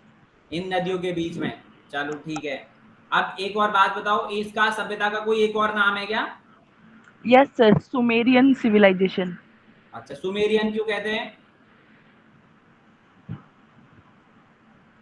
क्योंकि इसमें साउथ वाला रीजन जो था उस जगह का नाम था सुमेर। समर जो बोलते हो ना, एक तरीके से समर वर्ड आया है, हाँ तो जी सर। वहीं से ही आप याद रखो। जैसे बोलते हो ना, काबुली वाला आया, काबुली वाला हम हमेशा से बचपन से देखते हैं। काबुली वाला कहाँ से आया? हमेशा अरब देश से क्यों आता है? जितनी कहानियां पढ़ी हैं हमने, अरब देश से क्यों आता है? इसकी वजह यही है कि वो वाले, चलो मैं बाद में बताऊंगा, बस अभी इतना याद रखो, इसको समझाऊंगा आगे। इसकी वजह है कि ये लोग वहीं से आने की वजह है। चलो अब बात यही आती है कि ये चीजें हो गई। अब नीतू, ये बताओ इजिप्ट की सभ्यता कहाँ पर थी? सर नॉर्थ अफ्रीका में। हाँ, नॉर्थ ईस्ट अफ्रीका में थी। कौन सी नदी के किनारे? Nile river. Nile river. और यहाँ की विश्व फेमस एक चीज है। Sir pyramid. हाँ, पिरामिड, ठीक है। जैसे पिरामिड होते हैं वैसा ही इंडिया में भी कोई किसी अलग अलग रिलीजन में कुछ होता है ऐसा, जैसे सर पिरामिड वो लोग बौद्ध बनाते हैं, तो धर्म हमें में इंडिया सर में क्या करते हैं स्तूप ऐसा है? बौद्ध धर्म में स्तूपा बनते हैं बुद्ध धर्म में स्तूप, हिंदू धर्म में समाधि, और जी। और सर मुस्लिम धर्म में कब्र, मतलब नॉर्मली, या मॉस्क्यू वो बन जाते हैं उनका। मॉस्क बन जाते हैं, ठीक। ठीक है, मकबरे, मॉस्क नहीं मकबरे, ठीक है। हाँ मकबरे, सॉरी। हाँ, चलो ठीक है। अब आ जाती है नितिन, चीन की सभ्यता कौन सी नदी के किनारे बसी हुई थी? नितिन। सर। हाँ जी सर। चीन की सभ्यता। सर होंगयोंग रिवर के पास। हुआंगो रिवर के किनारे, ठीक है। क्या हुआ, तबीयत ठीक नहीं है आज? नहीं सर, ठीक है। तो ऐसे उदास उदास, नितिन तो हमेशा एकदम एक्टिव मोड में रहता है। नहीं सर, ठीक है सर, दिक्कत वाली कोई बात नहीं। चलो ठीक है, फिर हुआंगो रिवर के और 2 नाम क्या हैं? सर 2 नाम, येलो रिवर भी बोल देते हैं सर इसको। और येलो रिवर क्यों बोलते हैं? सर इसके आसपास क्यों सोना होता है तो येलो कलर का होता है ना, हाँ, इसलिए गोल्ड सर। मेटल पाया, ठीक है, मिल रहा है इसमें, गोल्ड ठीक। मेडल। हाँ, चलो ठीक है। इसके अलावा ठीक एक है और सर। नाम है इसका। हाँ जी सर। क्या नाम है बताओ, येलो रिवर के अलावा? सर याद पता नहीं सर, आप ही बताओ। सॉरो ऑफ चाइना, ठीक है। चीन का शोक बोलते हैं इसको, ठीक है। अच्छा, एक बात आदि दिव्या, ये बताओ, जैसे इसे Yes, sir. चीन का शोक बोलते हैं, तो ये बताओ ये जो रीजन है, ये ईस्टर्न रीजन, यहीं पर ये सभ्यता क्यों बनी? वेस्टर्न रीजन में क्यों नहीं बसी? सर एक्चुअली आज थोड़ा नेटवर्क प्रॉब्लम है, मुझे सही से समझ नहीं आया, बट उसके पास हिमालयाज होते हैं। आपको और सही से समझ नहीं आया, क्यों? सर नेटवर्क प्रॉब्लम है, बहुत वॉइस ब्रेक हो रही है। अच्छा अच्छा अच्छा, चलो कोई बात नहीं, अभी फिर से बता रहा हूँ, ठीक है। किसी को सुन लेना अभी, ठीक है। दीक्षा, आप बताओ ये जो सिविलाइजेशन है ईस्टर्न रीजन में क्यों बसी?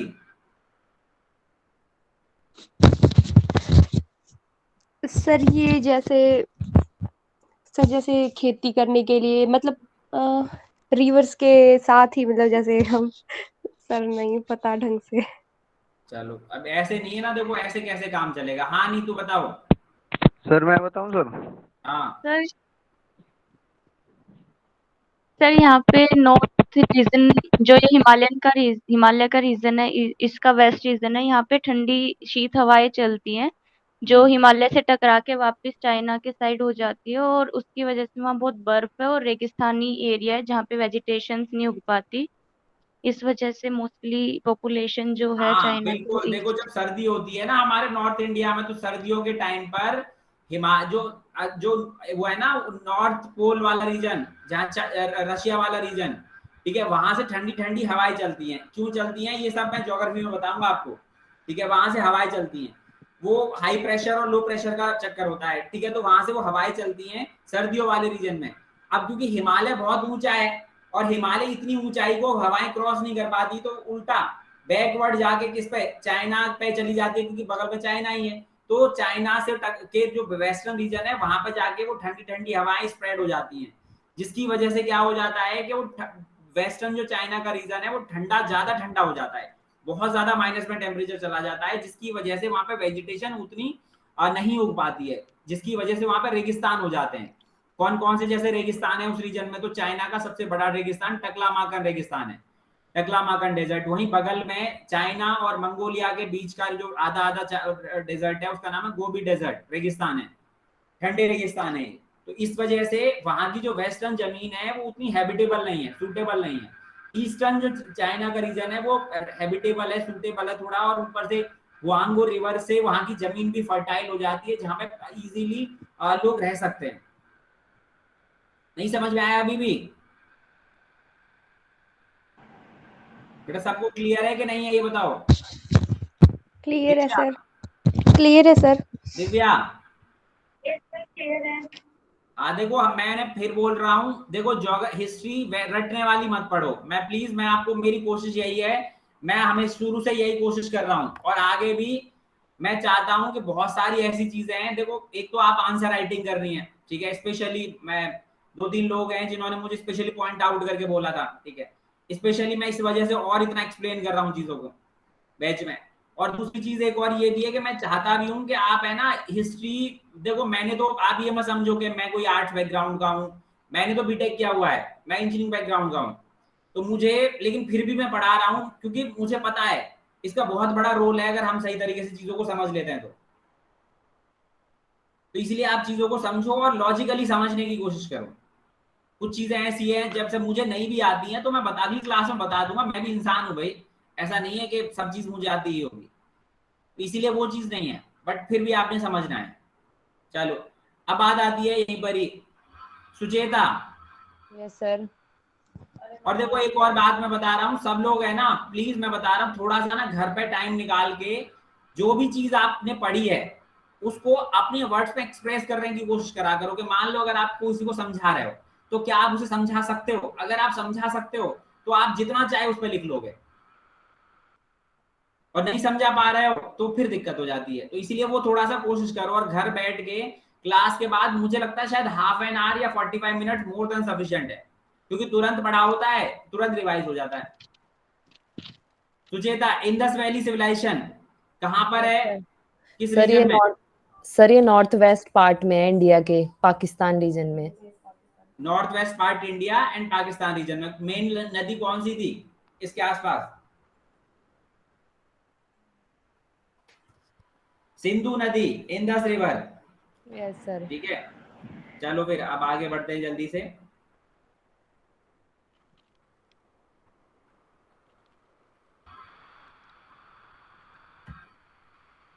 अभी मैं सच बता रहा हूं बेटा आपको, आप यकीन नहीं मानोगे, आपको ऐसी ऐसी चीजें सीखने को मिलेंगी ना हिस्ट्री में कि आप सोच भी नहीं सकते। मैं सच बता रहा हूं आपको, आप बस पढ़ते जाओ आगे। मैं बता रहा हूं ना, मैंने बीटेक करने के बाद मुझे तो कभी हिस्ट्री पसंद नहीं थी, फिर भी मैंने जब इतना पढ़ी है, मुझे इंटरेस्ट आया चीजों में, और मैंने तो बहुत कई सालों तक पढ़ी, और तो बताओ छोड़ दो तुम, ठीक है। और मैंने तो कॉन्सेप्ट के हिसाब से पढ़ी है चीजें, फिर न्यूज़पेपर पढ़ रहा हूँ, न्यूज में आती रहती है चीजें 10 साल से। तो इसलिए आप देखो, सबसे पहली चीज इंडस वैली सिविलाइजेशन जो हमारी सभ्यता है, ठीक है, जहां से हमारी शुरुआत होती है, वहां पे। तो देखो पहले मैं आपको यहाँ पे इंडिया के बारे में थोड़ा बता देता हूँ, कई बार बीच में आएगा तो आप कंफ्यूज ना हो, इसलिए मैं बता रहा हूँ। देखो ये जो साउथ वाला हिस्सा है ना इंडिया का, इसे पेनिनसुला इंडिया बोलते हैं।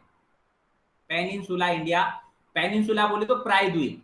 प्रायद्वीप क्या होता है? वो जगह जो तीन तरफ से पानी से घिरी हुई होती है, ऐसी जगह को हम पेनिनसुला बोलते हैं। तो देखो इधर इंडिया के वेस्टर्न साइड में अरेबियन सी है, अरब सागर है। इंडिया के ईस्टर्न साइड में बे ऑफ बंगाल है, बंगाल की खाड़ी है। और यहाँ मैप में दिख नहीं रहा, इंडिया के नीचे इंडियन ओशियन है, इंडियन ओशियन है। तो ऐसे करके इंडिया का ये साउथ वाला जो हिस्सा है, ये तीन तरह से पानी से घिरा है। तो इस साउथ वाले हिस्से को पेनिनसुला इंडिया बोलते हैं। ये चीज आपको याद रखनी है, आगे मैं बताऊंगा भी आपको, ठीक है। अब इसके अलावा क्या आती है, जैसे यहाँ पे देख पा रहे हो आप, ये इंडिया का नॉर्थ वाला पार्ट है। यहाँ पे ये थोड़ा सा ना गलत है, इस मैप में ना गलत है, ये हल्का सा इधर है। हिंदू कुश माउंटेन यहाँ पर है, और यहाँ पे Kunlun mountain, Kunlun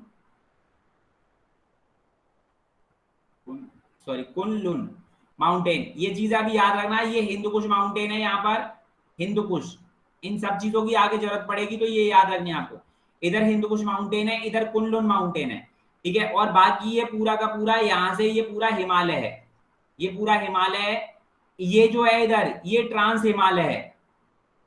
trans Himalaya मतलब चीन की तरफ का हिमालय, या मेन हिमालय चीन की तरफ के हिमालय को ट्रांस हिमालय बोलते हैं। इन सब की आगे जरूरत पड़ेगी, इसलिए आपको याद रखना है। यहाँ पर इंडिया के यहाँ की जब हम बात करते हो नीचे, तो यहाँ पर एक माउंटेन रेंज है, और इस माउंटेन रेंज का नाम है अरावली माउंटेन, अरावली माउंटेन, ठीक है। एक मिनट रुको, मैं आपको ना इसे, मैं एक दूसरा मैप लेके आपको, ये जरूरी है ना, आगे जरूरत पड़ेगी। देखो सबसे पहली चीज, आपको इन सब चीजों की हमें जरूरत पड़ने वाली है, तो आगे अभी जरूरत पड़ेगी। ये इसलिए याद रखना है, यहाँ पर है ना, ये वाला जो है इधर एक माउंटेन है, इसका नाम है कुनलुन माउंटेन, कुनलुन माउंटेन। वैसे ही ज्योग्राफी का है, बट क्योंकि हम हिस्ट्री भी उसी तरीके से पढ़ रहे हैं चीजों को, कॉन्सेप्ट क्लियर करके, तो हमें जरूरत पड़ेगी आगे। ये इधर है हिंदू कुश माउंटेन, हिंदू कुश माउंटेन। ये इधर आप देख पा रहे हो, ये इधर पाकिस्तान है, और इधर थोड़ा सा एरिया अफगानिस्तान का भी टच है, ठीक है। तो ये वाला एरिया जो है हिंदू कुश माउंटेन, पाकिस्तान और अफगानिस्तान, और इंडिया के नॉर्थ इधर चाइना वाले रीजन में, आप इधर समझ सकते हो, ठीक है। इन दोनों के जो बीच की जो ये नोट है, इसको पामीर नोट बोलते हैं। पामीर प्लेटू आपने सुना होगा, विश्व का सबसे ऊंचा प्लेटू है पामीर नोट, पामीर घाट, जहां पे कुनलुन माउंटेन और ये दोनों मिलते हैं। इधर देखो ये वाला जो ये है, ये पूरा का पूरा इधर, ये पूरा हिमालय है, इसे हिमालय बोलते हैं। ये वाला जो हिस्सा है इधर, ये जो हिस्सा है, इसे ट्रांस हिमालय बोलते हैं। थोड़ा और ऊपर, मैंने हल्का नीचे हो गया है, थोड़ा ऊपर, ट्रांस हिमालय बोलते हैं, हिमालय, ठीक है। अब बात आती है यहां पर, ये आप देख पा रहे हो इधर, ये वेस्टर्न रीजन में अरावली माउंटेन है, इधर ये अरावली है। फिर यहाँ पर आप जब यहाँ देख रहे हो ना, यहाँ पे और भी छोटी छोटी सी माउंटेन है, यहाँ पाकिस्तान रीजन में। तो ये क्या होता है कि जब वेस्टर्न साइड से अटैक होते थे ना, तो ये माउंटेनों के बीच में दर्रे हैं, जिन्हें माउंटेन पासेस बोलते हैं, माउंटेन पासेस बोलते हैं। जैसे खाइबर पास, पाकिस्तान रीजन में खाइबर पास और बोलन पास, ये पासेस हैं यहाँ पर, जहां से विदेशी अटैक होते थे। आगे आप पढ़ोगे, ठीक है। देखो इंडिया की ज्योग्राफिकल कंडीशन बहुत जरूरी है आपको समझनी, क्योंकि जिस जगह की जैसी ज्योग्राफी होती है, वैसी वहां की हिस्ट्री होती है। ये चीज आपको समझनी है कि जिसकी जैसी ज्योग्राफी वैसी हिस्ट्री है। तो देखो यहाँ पे वेस्टर्न रीजन में, राजस्थान रीजन है, दिल्ली से शुरू होके और गुजरात तक, यहाँ पे अरावली माउंटेन है। यहाँ पे बीच में, यहाँ पर ये देख पा रहे हो, यहाँ पे विंध्याचल माउंटेन है। विंध्याचल माउंटेन के पैरेलल सेंट्रल इंडिया में सतपुरा माउंटेन है। सतपुरा माउंटेन के यहाँ नीचे साइड में इधर देख पा रहे हो, ये वेस्टर्न घाट है, इसका नाम है वेस्टर्न घाट माउंटेन रेंज है। ये भी घाट जैसी है, मतलब थोड़ा स्लोप है यहाँ पे, इस वजह से घाट बोलते हैं, वेस्टर्न घाट माउंटेन। इधर आप देख पा रहे हो, ये ईस्टर्न घाट माउंटेन रेंज है, ईस्टर्न घाट माउंटेन रेंज है। फिर ये जहां दोनों मिलती हैं, ये वाली जो रीजन है, ठीक है, ये नीलगिरी, यहां लिखा भी है नीलगिरी माउंटेन रेंज है, नीलगिरी माउंटेन्स है। इधर ईस्ट में बे ऑफ बंगाल है, बे ऑफ बंगाल, बंगाल की खाड़ी है। इधर आपको पता ही है अरेबियन सी है, ठीक है। तो ये आपको याद रखनी है ये सारी चीजें, अभी जरूरत पड़ेगी इन सब चीजों की। यहां से एक नदी निकलती है ऐसे करके, ये इस नदी का नाम है इंदस नदी, ठीक है। यहां से और भी नदियां निकलती हैं जैसे गंगा, यमुना, ये नदियां इस तरीके से करके ऐसे करके इधर ये। तो ये जो सभ्यताएं यहाँ पे बड़ी बड़ी नदियां हैं। तो मैं दोबारा से अब आपको याद क्या क्या रखना है। तो सबसे पहली चीज, नॉर्थ इंडिया माउंटेनों से घिरा हुआ, पूरा इंडिया माउंटेनों से घिरा हुआ है। इंडिया के सबसे ऊपर टॉप में, इंडिया से ऊपर चाइना में, मतलब कुनलुन माउंटेन, कुनलुन माउंटेन और पाकिस्तान की तरफ हिंदुकुश माउंटेन, दोनों जुड़ी हुई है पामीर नोड से, पामीर प्लेटू से। उसके बाद कुनलुन माउंटेन के नीचे चाइना की तरफ ट्रांस हिमालय, ठीक है, जिसमें कराकोरम माउंटेन आता है, कराकोरम, कराकोरम माउंटेन आता है। इसके नीचे हिमालय, बड़ा हिमालय। हिमालय का मतलब क्या होता है, हिम प्लस आलय। हिम बोले तो बर्फ, और आलय बोले तो घर का पर्यायवाची है, बर्फ का घर, जहां पे बर्फ का घर। तो यहाँ पे बहुत सारे ग्लेशियर्स हैं, बर्फ जमी हुई है बहुत सारी, तो इसीलिए बर्फ का घर बोलते हैं, हिमालय बोलते हैं इसको, ठीक है। तो हिमालय, और चीन की तरफ हिमालय ट्रांस हिमालय, उसके ऊपर Kunlun mountain. Kunlun mountain western side में पाकिस्तान और अफगानिस्तान में किससे जुड़ी हुई है, हिंदुकुश माउंटेन से जुड़ी हुई है। और हिंदुकुश माउंटेन और दोनों को कनेक्ट करने वाली जगह पामीर प्लेटू, ठीक है। फिर यहाँ पे एक नदी निकलती है, यहाँ पर ये नदी देख पा रहे हो। फिर यहाँ पे नीचे जब आओगे तो यहाँ पर वेस्टर्न साइड में एक अरावली माउंटेन रेंज है। फिर यहाँ सेंट्रल इंडिया में विंध्याचल माउंटेन, पैरेलल में सतपुरा। फिर यहाँ साउथ साइड में आओगे वेस्टर्न साइड में तो वेस्टर्न घाट माउंटेन, यहाँ ईस्ट में आओगे तो ईस्टर्न घाट माउंटेन। यहाँ ईस्टर्न रीजन में बे ऑफ बंगाल, वेस्टर्न रीजन में अरेबियन सी और नीचे इंडियन ओशन। एक बार जल्दी से नजर मारो क्योंकि ये हमें पता होनी बहुत जरूरी है। और जैसी किसी जगह की ज्योग्राफी होती है वैसी वहां की हिस्ट्री होती है, ये याद रखो। जल्दी से नजर मारो एक बार।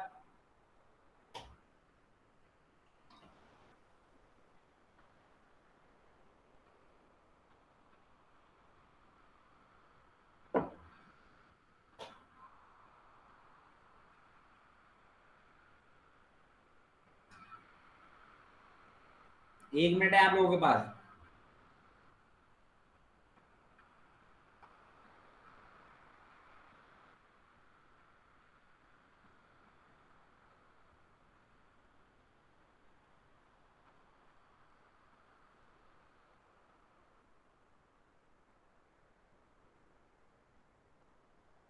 सर हाँ, सर आपने ये जो बोलान पास और ये खैबर पास लिखा है, ये क्या है? ये दर्रे होते हैं, अभी मैं बताऊंगा, ठीक है। माउंटेन जैसे होता है ना, आप वो टनल सुनी हो, टनल, हाँ जी, हाँ जी। जैसे रेलवे टनल होता है ना, जैसे टनल, जैसे माउंटेन है ये पहाड़ है। अब पहाड़ के नीचे से इधर की तरफ इधर निकलना है, तो इधर निकलने के लिए बीच में रास्ता होना जरूरी है ना। मान लो इधर जाना है आपको और बीच में बड़ा सा पहाड़ है, तो इधर से इधर कैसे जाओगे, उसके नीचे से निकलने का रास्ता होना चाहिए, तो उनको पासिस बोलते हैं। मतलब पहाड़ों के अंदर से जो जगह निकलने की होती है उन्हें पासिस बोलते हैं। तो सर ये कौन से रिवर के थे? क्या, ये कौन से वाले माउंटेन या कौन से रिवर के हैं खैबर पास? बेटा रिवर के नहीं, माउंटेन्स के हैं ये। इधर माउंटेन्स हिंदुकुश के। रेंज में, पाकिस्तान रीजन में पड़ते हैं ये, हिंदुकुश माउंटेन रेंज वाले रीजन के हैं ये। ठीक है। और सर ये ट्रांस हिमालय के नीचे जो आपने लिखा है, ये हिमालय है, ट्रांस हिमालय के नीचे कराकोरम रेंज है ये।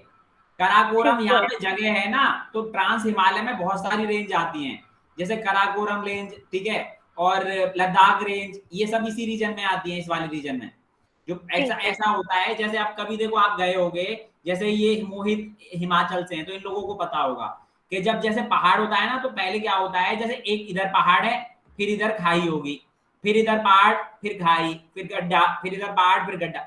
ऐसे करके क्या होता है, कुछ ग्रुप ऑफ पहाड़ों को एक नाम दे दिया जाता है जिन्हें हिल्स बोलते हैं हम, ठीक है, और कंबाइंडली पूरा माउंटेन रेंज बोलते हैं। तो ये ग्रुप ऑफ पहाड़ है।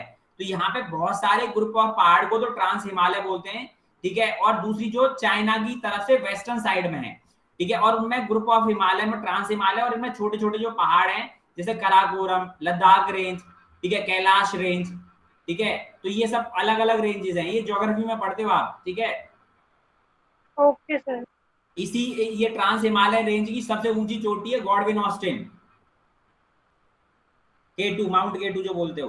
अभी मैं आपने पूछूंगा ना आपसे तो सब क्लियर हो जाएगा। आप सब लोग जल्दी से एक बार नजर मारो, क्योंकि मैं फिर बता रहा हूं, जैसी किसी जगह की ज्योग्राफी होती है वैसी ही हिस्ट्री होती है।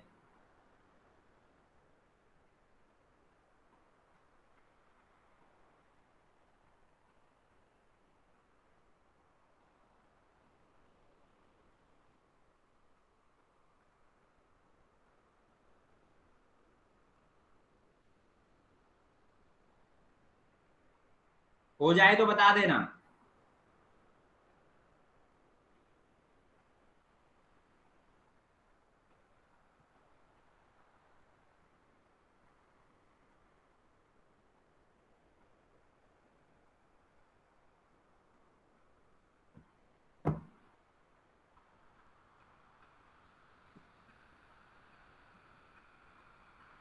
हो गया बेटा सबका?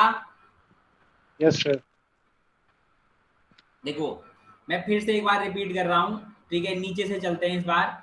इंडिया का जो साउथ वाला हिस्सा है, देखो मैं इसलिए जरूरी है ये सब चीजें, क्योंकि क्या होता है ना, जब हमें इंडिया की ज्योग्राफी ही क्लियर नहीं होगी तो पॉलिटी हिस्ट्री क्या क्लियर होगी, ठीक है। तो इस वजह से एक चीज और आप लोग अगर कर सकते हो ना, तो एक काम और कर लेना, द स्टडी हाउस पर, ठीक है, द स्टडी हाउस जो है उस पर प्लेलिस्ट में जब जाओगे तो प्लेलिस्ट के अंदर इंडिया की जो है ना कैपिटल जो है, स्टेट्स की कैपिटल वगैरह, वहां पे एक वीडियो बनी हुई है, 25-30 मिनट की वीडियो है, उसे देख लेना पूरा कि कौन सा स्टेट कहां पर है, ठीक है। पॉलिटी का लेक्चर 1 है वो, अगर उसको देख लोगे ना तो आगे और मजा आएगा, क्योंकि चीजें पहले से ही आपको पता होंगी। ये चीज देख लेना मेरे हिसाब से नेक्स्ट क्लास में आने से पहले। देखो अब बेटा साउथ वाला हिस्सा ये पेनिनसुला है जो 3 तरफ से पानी से घिरा है। ये eastern region Bay of Bengal, western region Arabian Sea, south वाला रीजन इंडियन ओशन, ठीक है। तो 3 तरफ से पानी से घिर गया। फिर यहाँ पर इंडिया के जो ईस्टर्न साइड में भी माउंटेन है, पहाड़ है, उन्हें ईस्टर्न घाट माउंटेन्स बोलते हैं। घाट क्यों बोलते हैं? क्योंकि जैसे होता है ना, जैसे गंगा के किनारे घाट, यमुना घाट, तो वहां पर क्या होता है, उतरने की सीढ़ियां जैसी होती हैं, तो ऐसे ही इन पहाड़ों पर भी थोड़ा स्लोप बना हुआ है, ठीक है, इस वजह से इन्हें घाट बोलते हैं। फिर इधर ये वेस्टर्न घाट है जहां पे ये दोनों मिलते हैं, नीलगिरी पहाड़ है, ठीक है। फिर यहाँ पर आप देख पा रहे हो भी सेंट्रल इंडिया में जो केंद्र भारत है, यहाँ पर भी 2 बड़ी बड़ी माउंटेन रेंजेस हैं। विंध्याचल माउंटेन रेंज है ये, और सतपुरा माउंटेन रेंज है। विंध्यास बोलते हैं इसे, विंध्याचल है वैसे, ये है विंध्याचल, विंध्याचल माउंटेन रेंज है। याद क्यों रखना है? क्योंकि देखो क्या होता है कि जब कभी भी पहले लोगों को सेना लेके अटैक करना पड़ता था ना, तो जहां पे ये माउंटेन रेंज पड़ जाते थे तो वहां पे सेना को लेके जाना मुश्किल हो जाता था, ठीक है, इस वजह से ही इनकी जरूरत है। तो इसलिए ये याद रखना कि ये विंध्याचल, फिर सतपुरा, फिर यहाँ पे दिल्ली से लेके यहाँ पे गुजरात और हरियाणा, राजस्थान और गुजरात वाले रीजन में और दिल्ली, ये माउंटेन रेंज है अरावली। जैसे दिल्ली में आप जाते हो तो दिल्ली से कभी आप जब उधर गुड़गांव की तरफ जाओगे तो मेट्रो में छोटे छोटे से पहाड़ दिखने लग जाएंगे आपको, ठीक है। और तो और हमारा जो अभी इंडिया गेट हो गया, ठीक है, और हमारे राष्ट्रपति भवन हो गए और पार्लियामेंट जो है, ये सब रायसीना हिल्स, अरावली पहाड़ियों के छोटे छोटे पहाड़ों को काट के ही बनाया गया है, जो रायसीना हिल्स थी उनको, ठीक है। तो यहाँ से ही हो गए। फिर यहाँ से ऊपर जाओगे तो ये पूरी यहाँ नदियां हैं, ठीक है, हमारी गंगा यमुना नदी मेनली। फिर ये पूरा का पूरा बड़ा वो है समुद्र, वो है मतलब हिमालय है, माउंटेन रेंज है पूरा। फिर इससे और ऊपर जाओगे तो यहाँ पे ट्रांस हिमालय, ट्रांस हिमालय में बहुत सारी छोटी छोटी माउंटेन है, जैसे कराकोरम, लद्दाख, ठीक है, और कैलाश रेंज, ठीक है। फिर इससे ऊपर जब जाओगे तो कुल्लून माउंटेन है। कुल्लून माउंटेन इधर हिंदुकुश माउंटेन से जुड़ी हुई है एक पामीर प्लेटू के थ्रू, ठीक है। अब बात यहीं पर ही आती है, इधर हिंदुकुश माउंटेन रीजन में और कई सारे पासेस हैं, जैसे खैबर पास, बोलन पास। फिर यहाँ से और नीचे इधर आओगे तो इधर बलूचिस्तान रीजन है पाकिस्तान का, ये यहाँ पर एक और माउंटेन रेंज है, उस माउंटेन रेंज का नाम है Sulaiman mountain range, Sulaiman mountain range. तो ये सब चीजें हैं जो आपको याद रखनी है, ये सब हिस्ट्री पढ़ने से पहले। जल्दी से एक बार हो गया होगा, अब तो मैं पूछ ही लेता हूं आप लोगों से, अब तो क्लियर हो ही गई होंगी।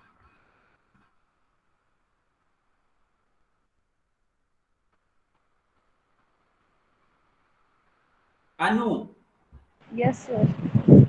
ये बताओ हमारे किसी देश की ज्योग्राफी, चलो पहले पूछ लेता हूँ, ठीक है। सबसे ऊपर नॉर्थ में, इंडिया से ऊपर, कश्मीर से ऊपर, मतलब जो लद्दाख से ऊपर, चाइना में एक माउंटेन रेंज है, चाइना वाले रीजन में, जो पाकिस्तान की पाकिस्तान वाले रीजन में माउंटेन रेंज से जुड़ी हुई है, उसका नाम क्या है दोनों का? सर हिंदकुश पर्वत। हाँ, हिंदुकुश जो पर्वत। और चाइना वाला? सर कुल्लू माउंटेन जो जुड़ी बीच हुई में है। दोनों कनेक्टेड है किससे? सर पामीर नूर से जुड़ी हुई है। हाँ, पामीर नोट गांठ बोलते हैं, पामीर गांठ, ठीक है, पामीर प्लेटू, ठीक है। अब क्या हो जाता है कि दुनिया का सबसे ऊंचा प्लेटू कौन सा है? पठार। दुनिया का सबसे ऊंचा पठार तो पामीर प्लेटू ही है। पामीर। और सबसे बड़ा प्लेटू दुनिया का कौन सा है? लार्जेस्ट प्लेटू, लार्जेस्ट पठार ऑफ द वर्ल्ड, तो वो तिब्बत प्लेटू, ठीक है। ये चीजें याद रखो। तिब्बत प्लेटू जो अलग से चाइना का, वैसे तो ऑटोनोमस एरिया को चाइना ने कंट्रोल कर रखा है, तो तिब्बत प्लेटू सबसे बड़ा है, बड़ा प्लेटू है, ठीक है, मतलब पठार है। और जो सबसे ऊंचा पठार है, पठार क्या होता है, प्लेटू क्या होता है? एक प्लेन जगह। ये इधर देखो, ये इधर मैं बता देता हूँ।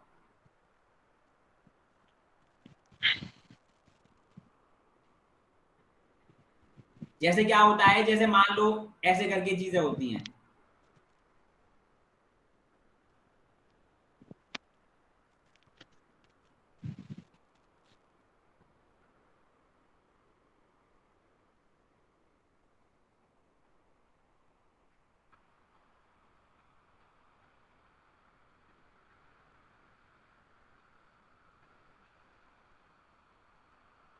अब देखो, मान लो किसी जगह की एक ज्योग्राफी की कंडीशन है, ये वाले रीजन प्लेन रीजन कहलाते हैं। जैसे जिन रीजनों में हम लोग रह रहे हैं, ये प्लेन रीजन है। ये यहाँ से यहाँ तक पूरी, ये इस रेंज को बोलते हैं माउंटेन रेंज। ये है माउंटेन रेंज, ठीक है। इसमें ये जो छोटी छोटी जो पहाड़ियां होती हैं, ये इन्हें हिल्स बोलते हैं, ठीक है। ये छोटे छोटे से जो हैं, इन्हें हिल्स बोलते हैं, और ये पूरी माउंटेन रेंज कहलाती है। इसमें ये जो सबसे ऊंची चोटी होती है, इसे हाईएस्ट पीक बोलते हैं। सबसे ऊंची चोटी, हाईएस्ट पीक, ये जितनी भी निकली हुई है ये पीक है। और इनमें सबसे ऊंची चोटी ये वाली लग रही है, ये वाली लग रही है, ठीक है। अब प्लेटू क्या होता है? पठार ये होते हैं, ये प्लेटू है, मतलब हाइट पर फ्लैट जगह। तो अब इसमें क्या है, देखो, लार्जेस्ट प्लेटू तो ये हो गया, सबसे बड़ा प्लेटू ये हो गया, लेकिन हाईएस्ट प्लेटू, ऊंचा प्लेटू ये वाला है, ये हाईएस्ट प्लेटू है। तो ठीक उसी तरीके से सबसे ऊंचा जो प्लेटू है वो तो पामीर प्लेटू है, पामीर पठार है। और जो सबसे बड़ा है उसका नाम है आपका ये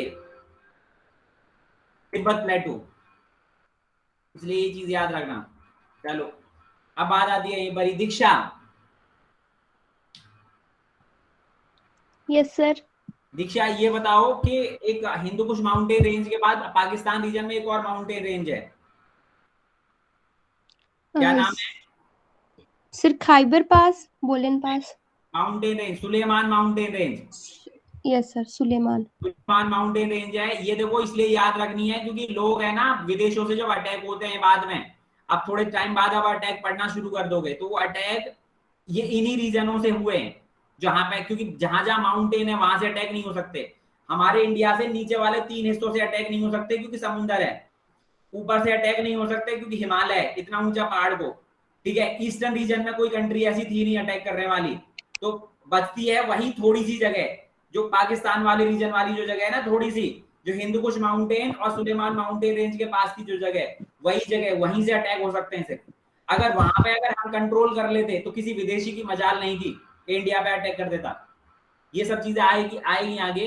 अब ये बताओ, आप हिमाचल से हो, आप वहां पे बहुत सारी चीजें फील करते होगे, ये बताओ आप पासेस क्या होते हैं, माउंटेन पासेस क्या होते हैं?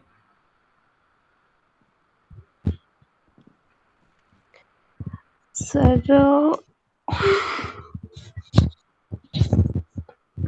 अच्छा, एक बात बताओ, जैसे कुल्लू से मनाली जाते हैं, तो कुल्लू से मनाली 2 अलग अलग सिटीज हो जाती हैं। तो कुल्लू से हाँ जी। मनाली जाने के लिए, नितिन एक मिनट अभी ना, कुल्लू से मनाली जाने के लिए, ठीक है, हम ऐसा होता होगा ना, बहुत सारे वो पड़ते होंगे, माउंटेन पड़ते होंगे बीच में, तो माउंटेनों के बीच में से होके निकल के जाते होंगे, नहीं जाते होंगे?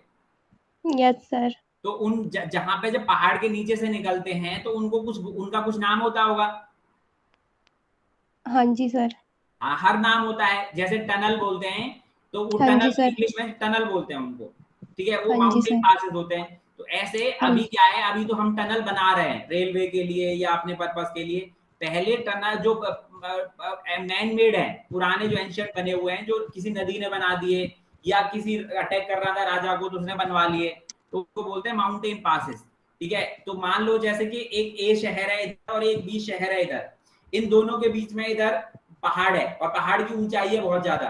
तो अब क्या हो गया कि इधर वाले आदमी की शादी है इधर और इसको इधर से इधर बारात लेके जानी है, तो अब सबको पहाड़ से ऊपर से चढ़ा के तो लेके नहीं जाएगा। वो क्या होता है, वो माउंटेन के बीच में से नीचे से रास्ता ढूंढेगा, तो जो रास्ता होगा टनल बना देंगे सर। जाने का उसे पास बोलते हैं। नहीं समझ में आया? आ गया सर समझ। ये बोलन और खाइबर पास याद रखना, इनका यूज होगा अभी आगे। Divya, yes sir. दिव्या ये बताओ, ठीक है, कि जो कुनलुन माउंटेन के बाद नीचे जो अगला माउंटेन है जिसमें इंडिया का भी कुछ रीजन है, उसको क्या बोलते थे चाइना की तरफ? Sir trans Himalaya. हाँ, ट्रांस हिमालय। ट्रांस हिमालय में कई सारी माउंटेन रेंज है, जैसे कराकोरम, लद्दाख, कैलाश। ठीक है, उसके नीचे ग्रेटर हिमालय, मतलब बड़ा वाला हिमालय। हिमालय का मतलब क्या होता है? सर जहाँ पे बहुत सारे माउंटेन्स होते हैं। हिमालय का मतलब होता है हिम प्लस आलय। हिम मतलब बर्फ और आलय बोले तो घर। हाँ, बर्फ का घर। हाँ नितिन। सर कुछ नहीं सर, मैं तो आंसर बताने के लिए कर रहा था रेसन। अच्छा अच्छा। मोहित, मोहित। Yes sir. मोहित ये बताओ, इंडिया के सेंट्रल जो वेस्टर्न पार्ट है वहां पे कौन सा माउंटेन है और सेंट्रल इंडिया में कौन से माउंटेन है? Sir Karakoram. Central India. Sir central India में नीतू, सेंट्रल इंडिया में माउंटेन बताओ। सेंट्रल इंडिया में दिल्ली से लेके राजस्थान गुजरात के पार्ट में तो अरावली हिल्स, अरावली माउंटेन अरावली है रेंज और पड़ती अरावली है। के वेस्ट में रेगिस्तान है, थार रेगिस्तान है। ठीक है, और हाँ जी। सेंट्रल में और सेंट्रल में सर विंध्या माउंटेन रेंज और विंध्याचल। हाँ, और सतपुरा माउंटेन रेंज पड़ती है। हाँ, विंध्याचल है और सतपुरा माउंटेन रेंज है। ठीक है, और नीचे साउथ की तरफ फिर जाएंगे तो नीचे वेस्टर्न साइड में कौन सी है? सर वेस्टर्न साइड में वेस्टर्न घाट माउंटेन रेंज आती है, जो और ये ईस्टर्न साइड महाराष्ट्र में? और ईस्टर्न साइड में ईस्टर्न घाट माउंटेन रेंज, और इन दोनों को जो नीचे जोड़ती है माउंटेन रेंज वो नीलगिरी माउंटेन रेंज आती है। नीलगिरी। हाँ ठीक है, देखो अब नीलगिरी हिल्स बोलते हैं उनको। अब देखो एक बात बेटा, ये सब आपको पता होना इसलिए जरूरी है क्योंकि मैंने बार बार बोल रहा हूँ, किसी भी जगह की जैसी ज्योग्राफी होती है वैसी ही हिस्ट्री होती है। अगर किसी जगह पर नदियां हैं, पानी है, तो वहां पे लोग रहेंगे। अगर किसी जगह पे पैसा है, पानी है और वहां पे इजीली अटैक किया जा सकता है तो लोग अटैक करेंगे। लेकिन हमारा इंडिया 3 तरफ से पानी से घिरा हुआ है, तो अटैक करना बहुत मुश्किल था। ठीक है, हमारा इंडिया नॉर्थ में हिमालय जैसे बर्फ से ढके हुए और इतनी ऊंचे पहाड़ों से घिरा हुआ है, तो अटैक करना बहुत मुश्किल था। हमारे इंडिया पे अटैक करने के लिए सिर्फ वेस्टर्न पार्ट वाला जो रीजन है थोड़ा सा, वही रीजन बचता है और वहीं से सारे अटैक हुए। जो बोलन और खैबर पासेस है वहीं से ही, चाहे फिर कोई भी आया सही। तो इसलिए ये सब चीजें याद रखनी है आपने। समझ में आ गया यहां तक? कोई अब आगे बढ़े? Yes sir. कई बार और आप लोग जो भी देखो मेंस में जो लिखने की बोल रहे थे, मैं उन्हें बता दूं, आपके लिए क्वेश्चन भी बनता है यहाँ पे। ठीक है, द इंपॉर्टेंस ऑफ ज्योग्राफी। ठीक है, डेवलपमेंट ऑफ हिस्ट्री। ज्योग्राफी जो एक किसी भी जगह की ज्योग्राफी का क्या रोल होता है उस जगह का हिस्ट्री डेवलप करने के लिए, तो आप उसमें क्या है यही सब आंसर लिखोगे। मोहित, समझ में आ रही है बात? Yes sir.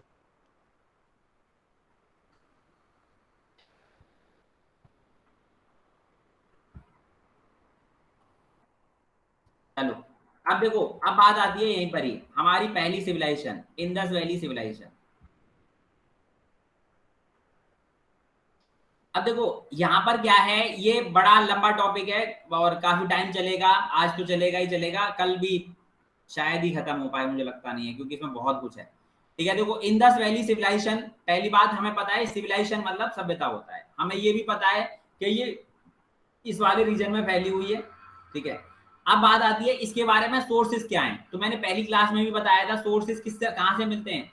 तो यहाँ से आर्कियोलॉजिकल रिमेन्स, आर्कियोलॉजिकल बोले तो पुरातत्व विभाग को खुदाई के दौरान चीजें मिली हैं। फिर पोट्री, पोट्री आपको पता ही है, मिट्टी मिट्टी से जो चीजें बनती हैं।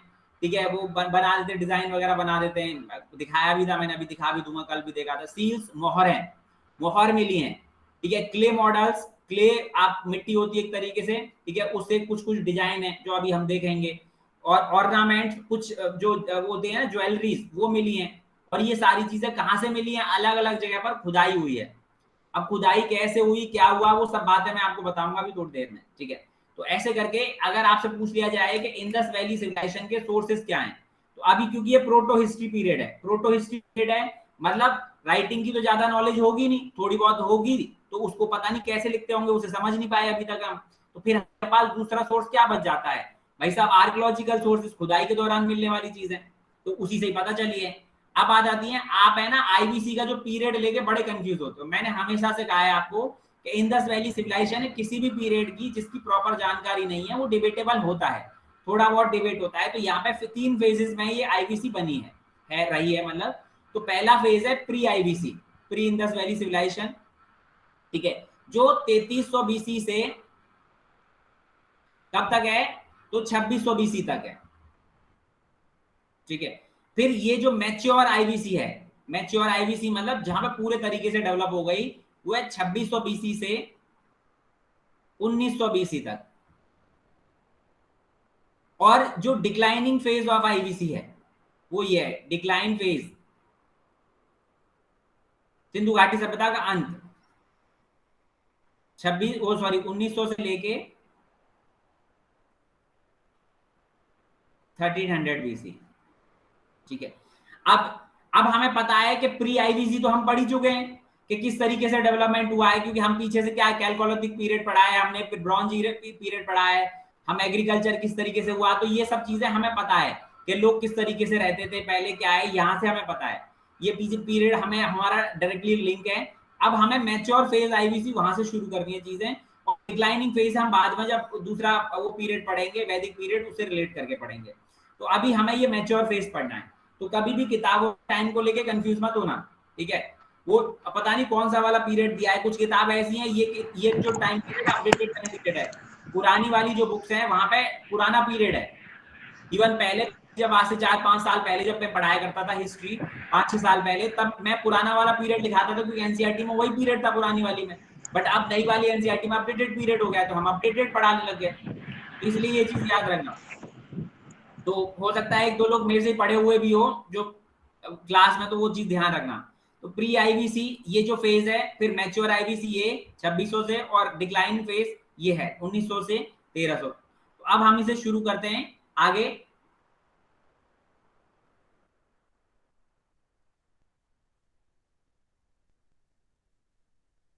देखो एक सेकेंड,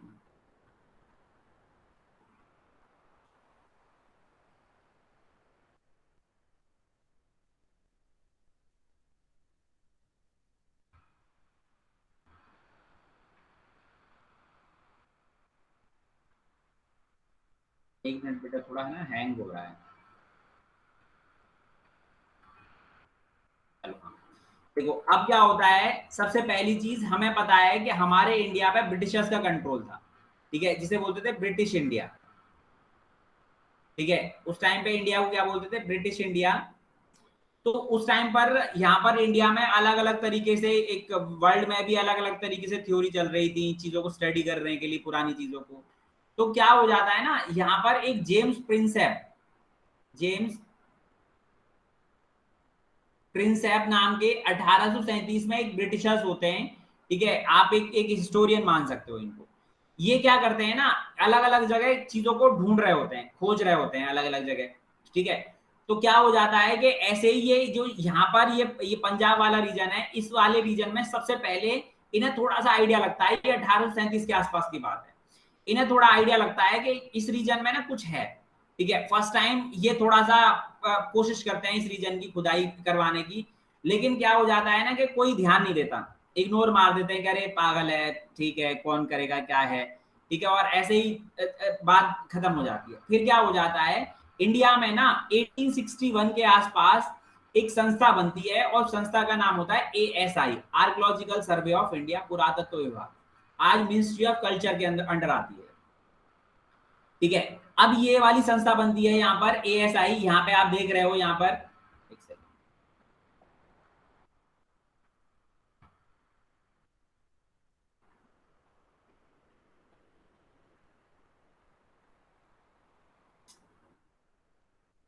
एक मिनट है ना, एक मिनट आप रुको, ये पता नहीं दोबारा से।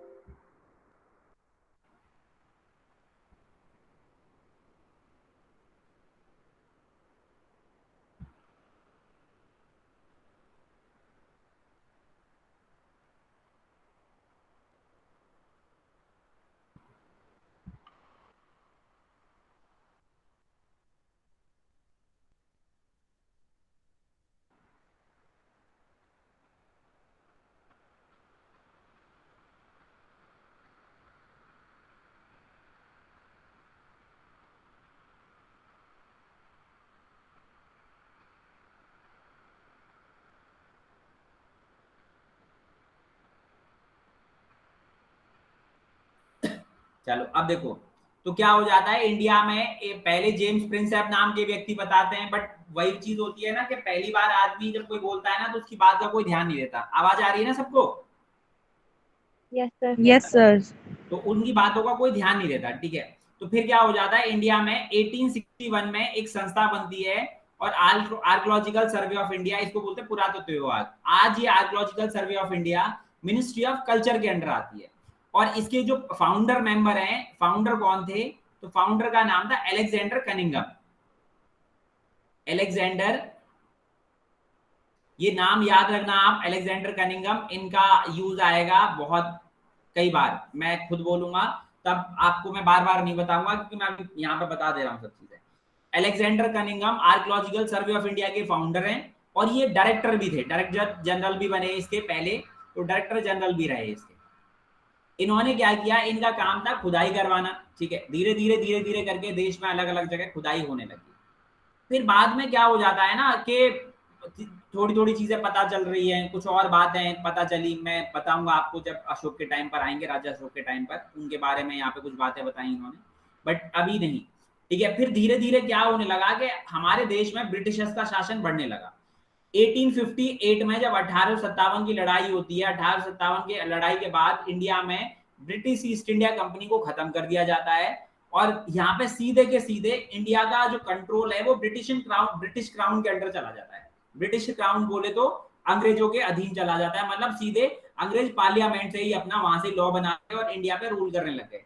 पहले यहाँ पे ब्रिटिश ईस्ट इंडिया कंपनी का शासन हुआ करता था, 1858 में ये खत्म हो गया। अब क्या हो गया कि धीरे धीरे, अब क्योंकि जब ब्रिटिश पार्लियामेंट से चीजें चलने लग गई, तो ब्रिटिशर्स का दायित्व भी बढ़ गया हमारे देश के प्रति, और वो अब क्या है, हमारे देश के रिसोर्सेज को एक्सप्लॉइट कर रहे हैं।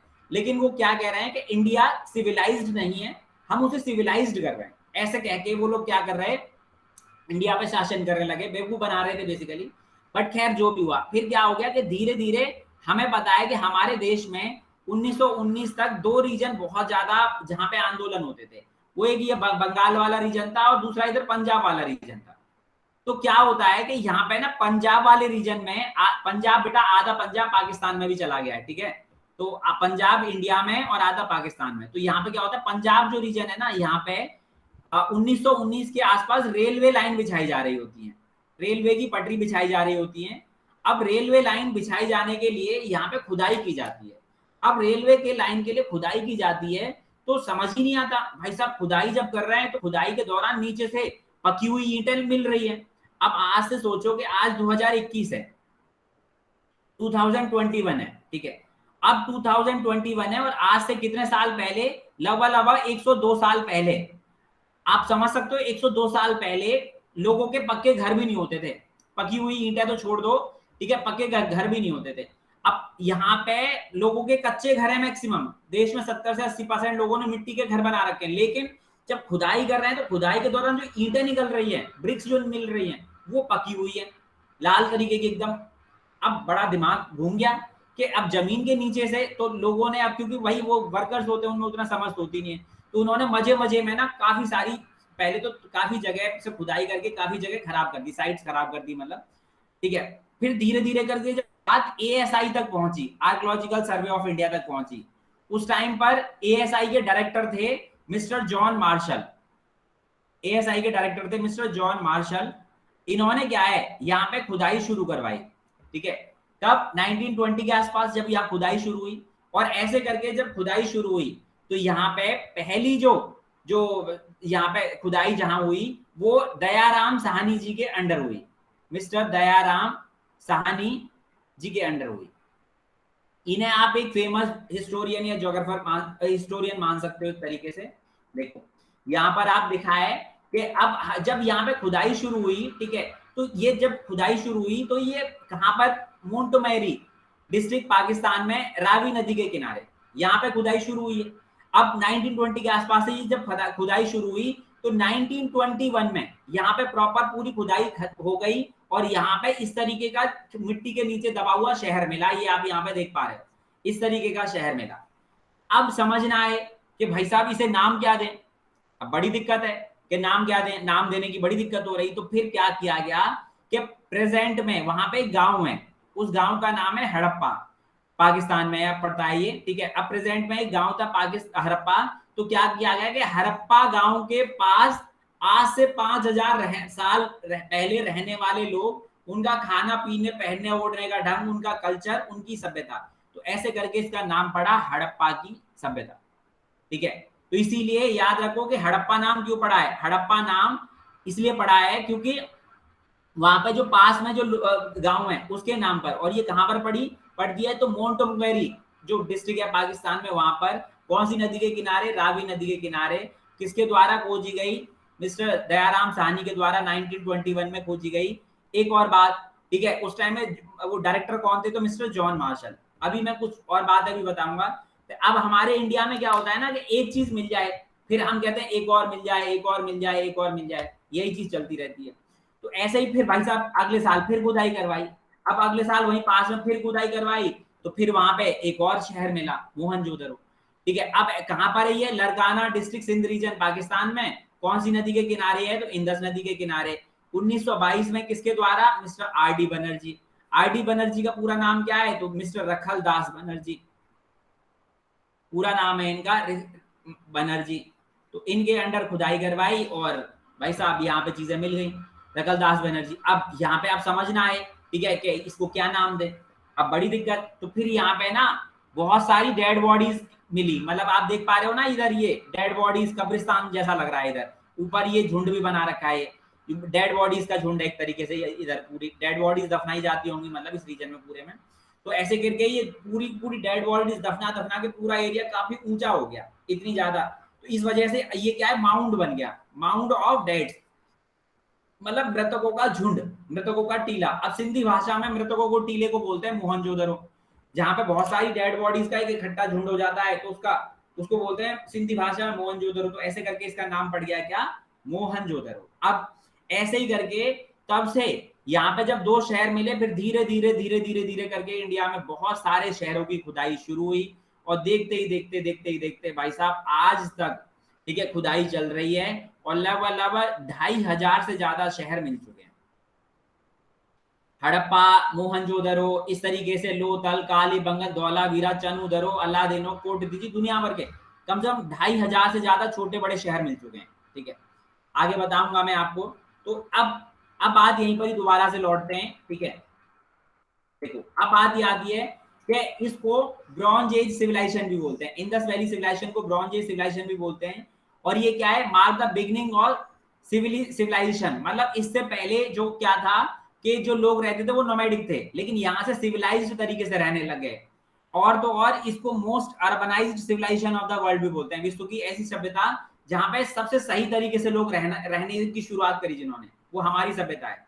अब देखो यहाँ पर, अब यहाँ पे ओवरऑल सिविलाइजेशन जो है वो किस शेप की थी? ट्रायंगुलर शेप की थी। ये बात याद रखना, मैं आगे भी बात यूज करूंगा इसका। बट हर शहर की शेप कैसी थी? रेक्टेंगुलर। दोबारा से मैं बोल रहा हूं, पूरी की पूरी सभ्यता की शेप ट्रायंगुलर और हर शहर की शेप रेक्टेंगुलर, ठीक है। अब बात आती है कि ये इंडस वैली सिविलाइजेशन नाम किसने दिया और इस सभ्यता का सही नाम क्या है? तो पहली चीज तो इंडस वैली सिविलाइजेशन जो नाम दिया है वो सर जॉन मार्शल ने दिया है। अब सर जॉन मार्शल कौन है? तो आपको पता है आर्कियोलॉजिकल सर्वे ऑफ इंडिया के डायरेक्टर थे उस टाइम पर। अब इस सभ्यता का सही नाम क्या है? तो देखो इस सभ्यता का सही नाम है, राइट नेम है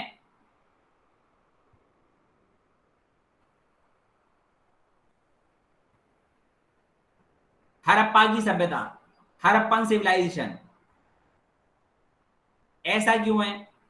तो देखो अब मैं बताता हूं आपको क्या है कि ये एक इंटरनेशनल कन्वेंशन है, एक परंपरा है कि जब कभी भी कहीं पर कोई सभ्यता खोजी जाती है तो उस सभ्यता में जो पहला शहर मिलता है उसका सही नाम उसके नाम से ही माना जाता है। इसीलिए पहला शहर कौन सा मिला था? हड़प्पा मिला था। फर्स्ट सिटी जो डिस्कवर हुई वो हड़प्पा थी, इस वजह से सभ्यता का सही नाम क्या माना गया है? हड़प्पा की सभ्यता। मगर जब जॉन मार्शल ने ये चीज देखी कि यहाँ पर जो सारे शहर मिल रहे हैं वो इंदस नदी के किनारे ही मिल रहे हैं, या तो राइट साइड में लेफ्ट साइड में, और जो हड़प्पा है वो किसी एक जगह को डिनोट करता है, तो उन्होंने क्या किया, इस पूरे के पूरे कल्चर को नाम दिया, इस पूरे के पूरे रीजन के कल्चर को नाम दिया गया एक बड़ा नाम। तो उन्होंने क्या कहा कि ये इंदस नदी है, इंदस नदी के राइट साइड में और लेफ्ट साइड में दोनों साइड आज से 5000 साल पहले जो लोग रहते थे उनके खाने पीने पहनने ओढ़ने का ढंग, और उसका नाम पड़ा इंदस वैली। इसी वजह से जो पुरानी किताब है ना, पुरानी किताबों में हम क्या पढ़ते हैं, पहले हड़प्पा की सभ्यता भी पढ़ा है, मैंने तो अपने टाइम पे हड़प्पा की सभ्यता और मोहनजोदड़ो की सभ्यता से पढ़ा है, सिंधु घाटी की सभ्यता तो बाद में नाम दिया था, ठीक है, जो हम लोग जो पढ़े हैं, ठीक है, अपनी किताबों में। तो ऐसे करके यहाँ पर क्या है, आपको ये चीज समझनी है कि इसका सही नाम हड़प्पा की सभ्यता है, बट क्योंकि इंदस वैली सिविलाइजेशन जो नाम है वो जॉन मार्शल ने दिया है, क्योंकि इस पूरे रीजन के कल्चर को रिप्रेजेंट कर रहा था एक नाम से, इस वजह से इसको नाम दिया इंदस वैली सिविलाइजेशन। अब बात है, कई किताबों में हम मोहनजोदड़ो की सभ्यता भी पढ़ते हैं, तो इसकी वजह भी ये है कि मोहनजोदड़ो सबसे बड़ा शहर है, लार्जेस्ट सिटी है, ठीक है। अब इंडिया में एक और शहर अभी खोजा जा रहा है, ठीक है, मैं उसे बताऊंगा बाद में, ठीक है, जब उस पर डिबेट में बाद में बात करेंगे। तो अभी तक का जो लार्जेस्ट शहर है वो मोहनजोदड़ो है, ठीक है।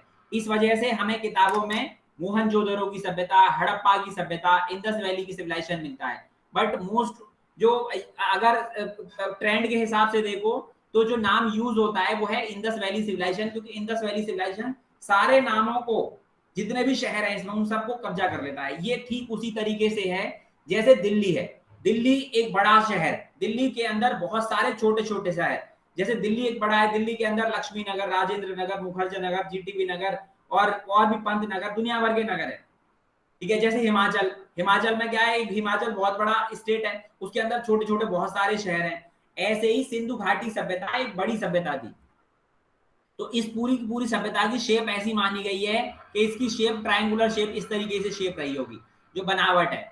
लेकिन इसके अंदर जो छोटे छोटे शहर बसे हुए थे, जैसे हड़प्पा, ठीक है, मोहनजोदड़ो, लोथल, कालीबंगन, इन सब की शेप कैसी है? रेक्टेंगुलर शेप की है, जो घरों की बनावट है वो रेक्टेंगुलर शेप की है, आप ऐसे मान लो, ठीक है। तो जैसे अभी वो होता है ना, जैसे आप कभी जाओगे कोई टाउनशिप बनाई जाती है, तो नॉर्मली टाउनशिप रेक्टेंगुलर शेप में ही बनाई जाती है आज भी इवन, ठीक है, फ्लैट्स वगैरह बनाए जाते हैं रो टू रो ड्रॉ करके। तो ठीक उसी तरीके से यहाँ पर भी मान लो कि ये जो सभ्यता है ओवरऑल ट्रायंगुलर शेप की, मगर इनके सारे शहर किस शेप के हैं? तो मोस्ट जो सिटीज हैं उनकी शेप है रेक्टेंगुलर,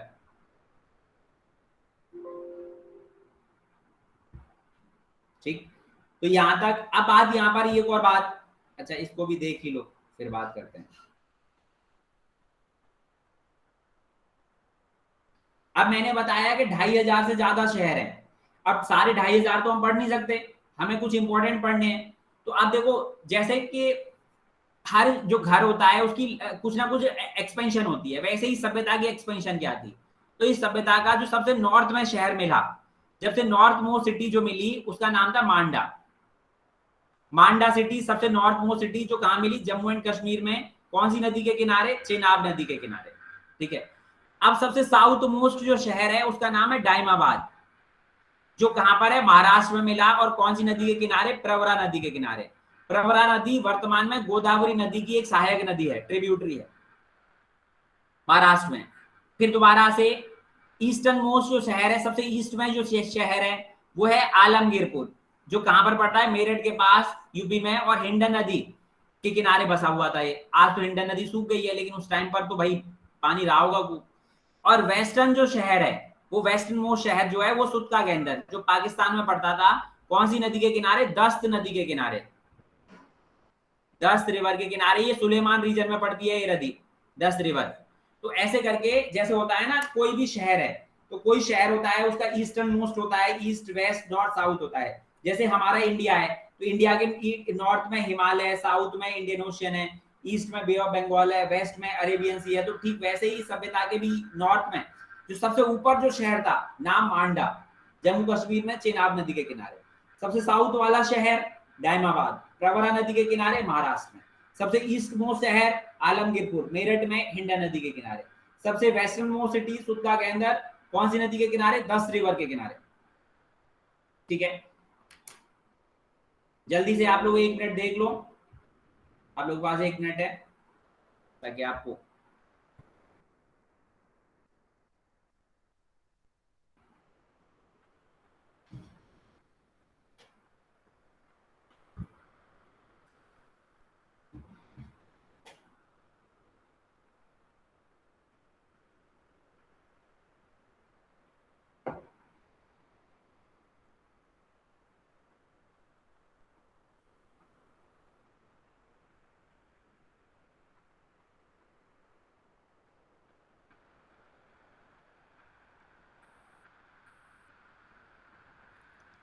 हेलो हाँ हो गया बेटा।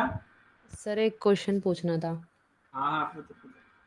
सर, वो ASI बताया था आपने 1861 में एस्टेब्लिश हुआ था, आर्कियोलॉजिकल सर्वे ऑफ इंडिया, उसको करंट में क्या बताया था आपने? Minister of? वो अभी जो कल्चरल मंत्रालय ना हमारा, हाँ अभी जी। मिनिस्ट्री ऑफ कल्चर के अंडर आता है वो ओके सर। ASI।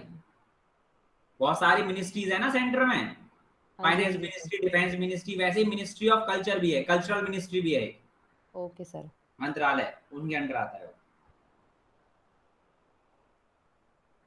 चलो अब बेटा देखो, यहाँ पे इस चीज को अच्छे तरीके से समझना है। आप ऐसे समझो कि यहाँ से आपकी फाउंडेशन शुरू हो जाएगी IBC में। अभी कल जब आप पढ़ोगे ना तो आपको ऐसी ऐसी चीजें देखने को मिलेंगी कि आप सोच भी नहीं सकते कि क्या मतलब आज जो हम हैं, क्या सच में आज हमने कुछ किया है जिंदगी में या पीछे की देन है सब। पीछे की चलो देन है सर। अब बात यहीं पे ही। चलो सुचेता, यस सर। ये बताओ पहली बात, पूरी की पूरी जो सभ्यता है इंडस वैली सिविलाइजेशन, ठीक है, हाँ जी सर। इसकी शेप कैसी है? ओवरऑल सिविलाइजेशन की शेप? ट्राइंगुलर है सर। और हर शहर की शेप? रेक्टेंगुलर है सर। ठीक है। दिव्या, दिव्या ये बताओ कि ये जो सिविलाइजेशन है इंडस वैली सिविलाइजेशन, ठीक है, और जो हड़प्पा है, मोहनजोदड़ो है, इनमें क्या सिमिलरिटी है?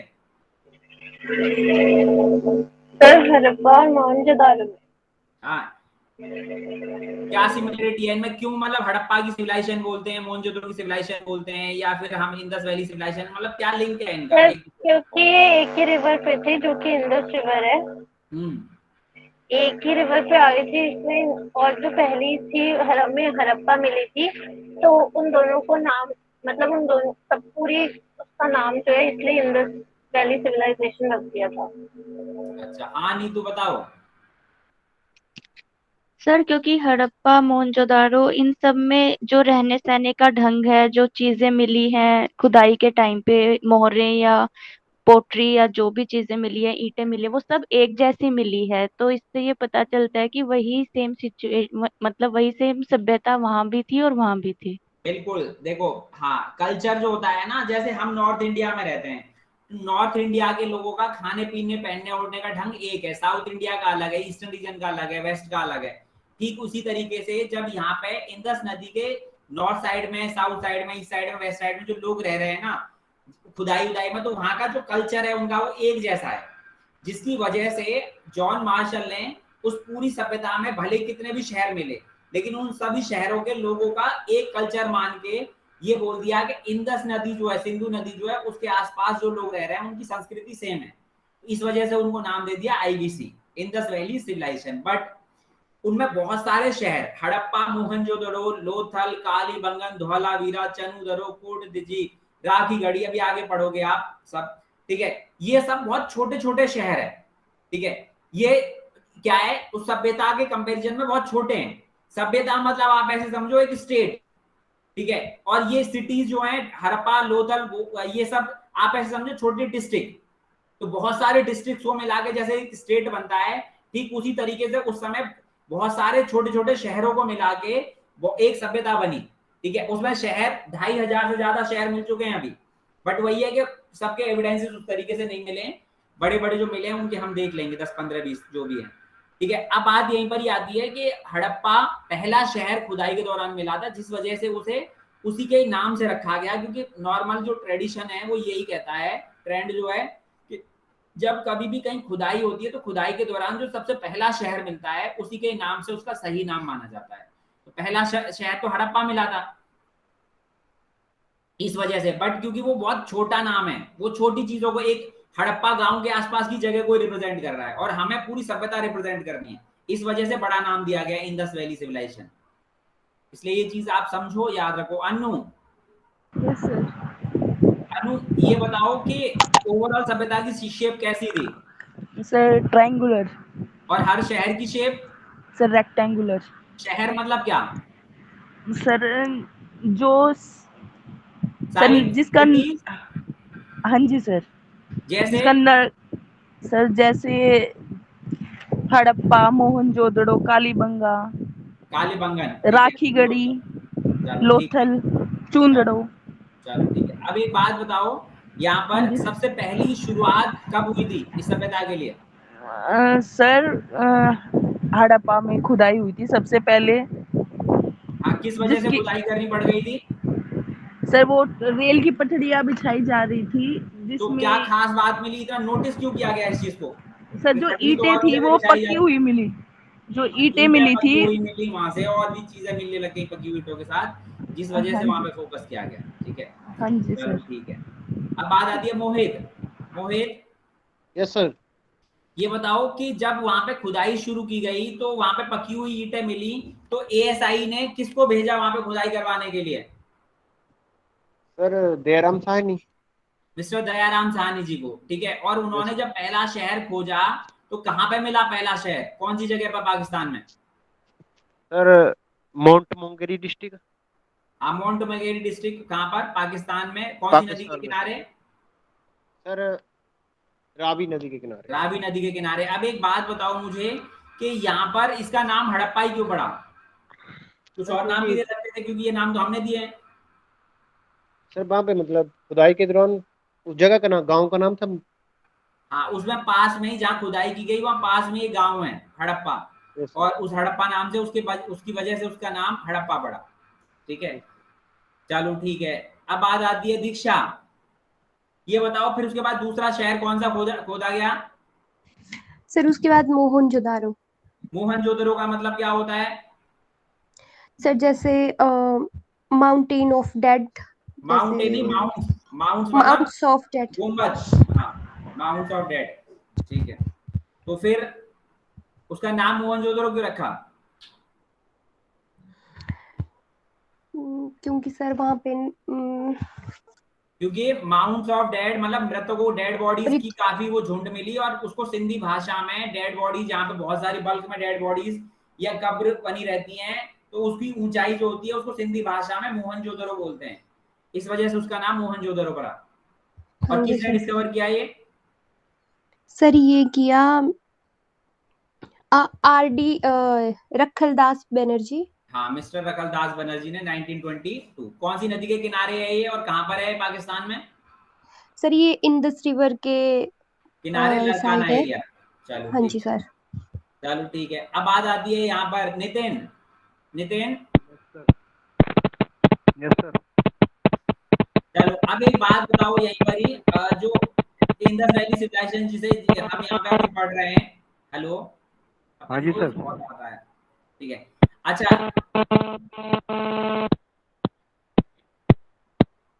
ये बताओ आईबीसी का जो ये अभी हम फेज पढ़ रहे हैं, ये कौन सा फेज है? सर आईबीसी के 3 फेजेस थे, प्री आईबीसी, मैच्योर आईबीसी और डिक्लाइन आईबीसी। तो ये कौन सा फेज है? सर प्री है। प्री नहीं, प्री तो हम पढ़ चुके हैं ना, कैलकुलेटिक में कि किस तरीके से लोगों का डेवलपमेंट हुआ। ये मैच्योर फेज पढ़ रहे हैं हम।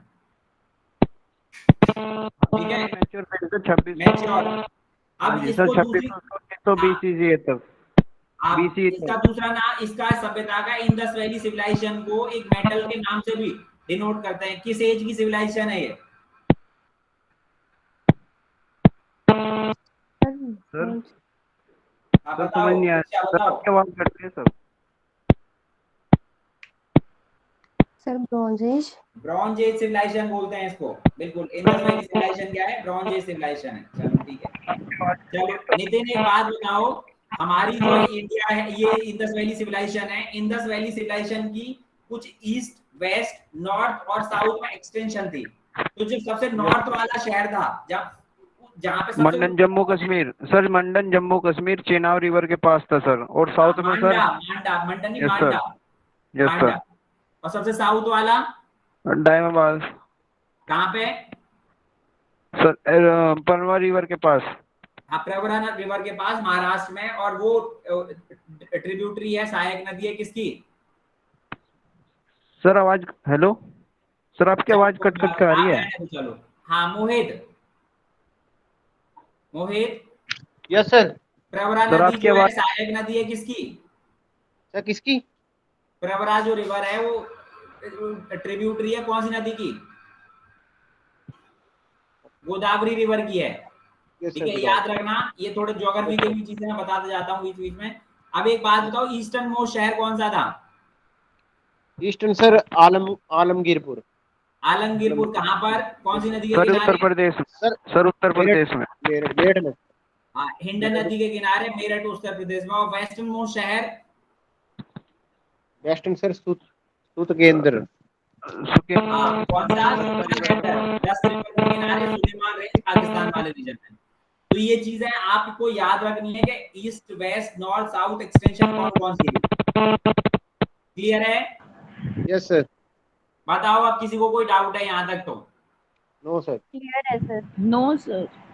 बेटा यहाँ से आगे देखो, आईबीसी में अभी लगेंगे 2-2.5 घंटे और कम से कम लगेंगे, क्योंकि आईबीसी में अभी तो ये तो सिर्फ स्टार्टिंग है, कैसे डेवलप हुई। और इसके अलावा इसमें बहुत कुछ है आईबीसी में पढ़ने के लिए। ठीक है, तो इस वजह से वहां पे थोड़ा सा टाइम लगेगा। तो यहाँ तक आज हम क्लास यहीं रोकेंगे और यहाँ से आगे नेक्स्ट क्लास में कल शुरू करेंगे। बट ये बताओ, किसी को यहाँ तक कोई डाउट है किसी भी तरीके का तो पूछ लो पीछे का, लेकिन पढ़ लेना। बस ये है कि यहाँ से आगे आप रिवीजन करके रखोगे तो जरूरी है। दूसरी चीज, जैसे अगर आप आंसर राइटिंग प्रैक्टिस करना चाहते हो, ठीक है, तो ये भी चीज आपको आप अपने हिसाब से लिख लो। ठीक है, कि कौन कौन से रीजन होते हैं सिविलाइजेशन को बनने के लिए, आईबीसी के क्या रीजन रहे कि सिंधु घाटी सभ्यता यहाँ पे डेवलप हुई। ठीक है, सिंधु घाटी सभ्यता किस तरीके से डिस्कवर की गई, ये सब चीजें है ना, आप खुद लिख सकते हो। द रोल ऑफ मेटल, ठीक है, इन डेवलपिंग द सोसाइटी। ठीक है, तो किसी भी मेटल का क्या रोल होता है, धातु का, किसी भी समाज को या किसी भी सभ्यता को डेवलप करने के लिए। ये सब चीजें आप अगर राइटिंग करोगे तो यहाँ पे आप नितिन म्यूट कर लो, आवाज आ रही, नॉइज आ रहा है। ठीक है, तो इसीलिए यहाँ तक अगर किसी को किसी भी तरीके का कोई डाउट है तो बताओ। नो सर, क्लियर है। No sir. सर क्लियर है।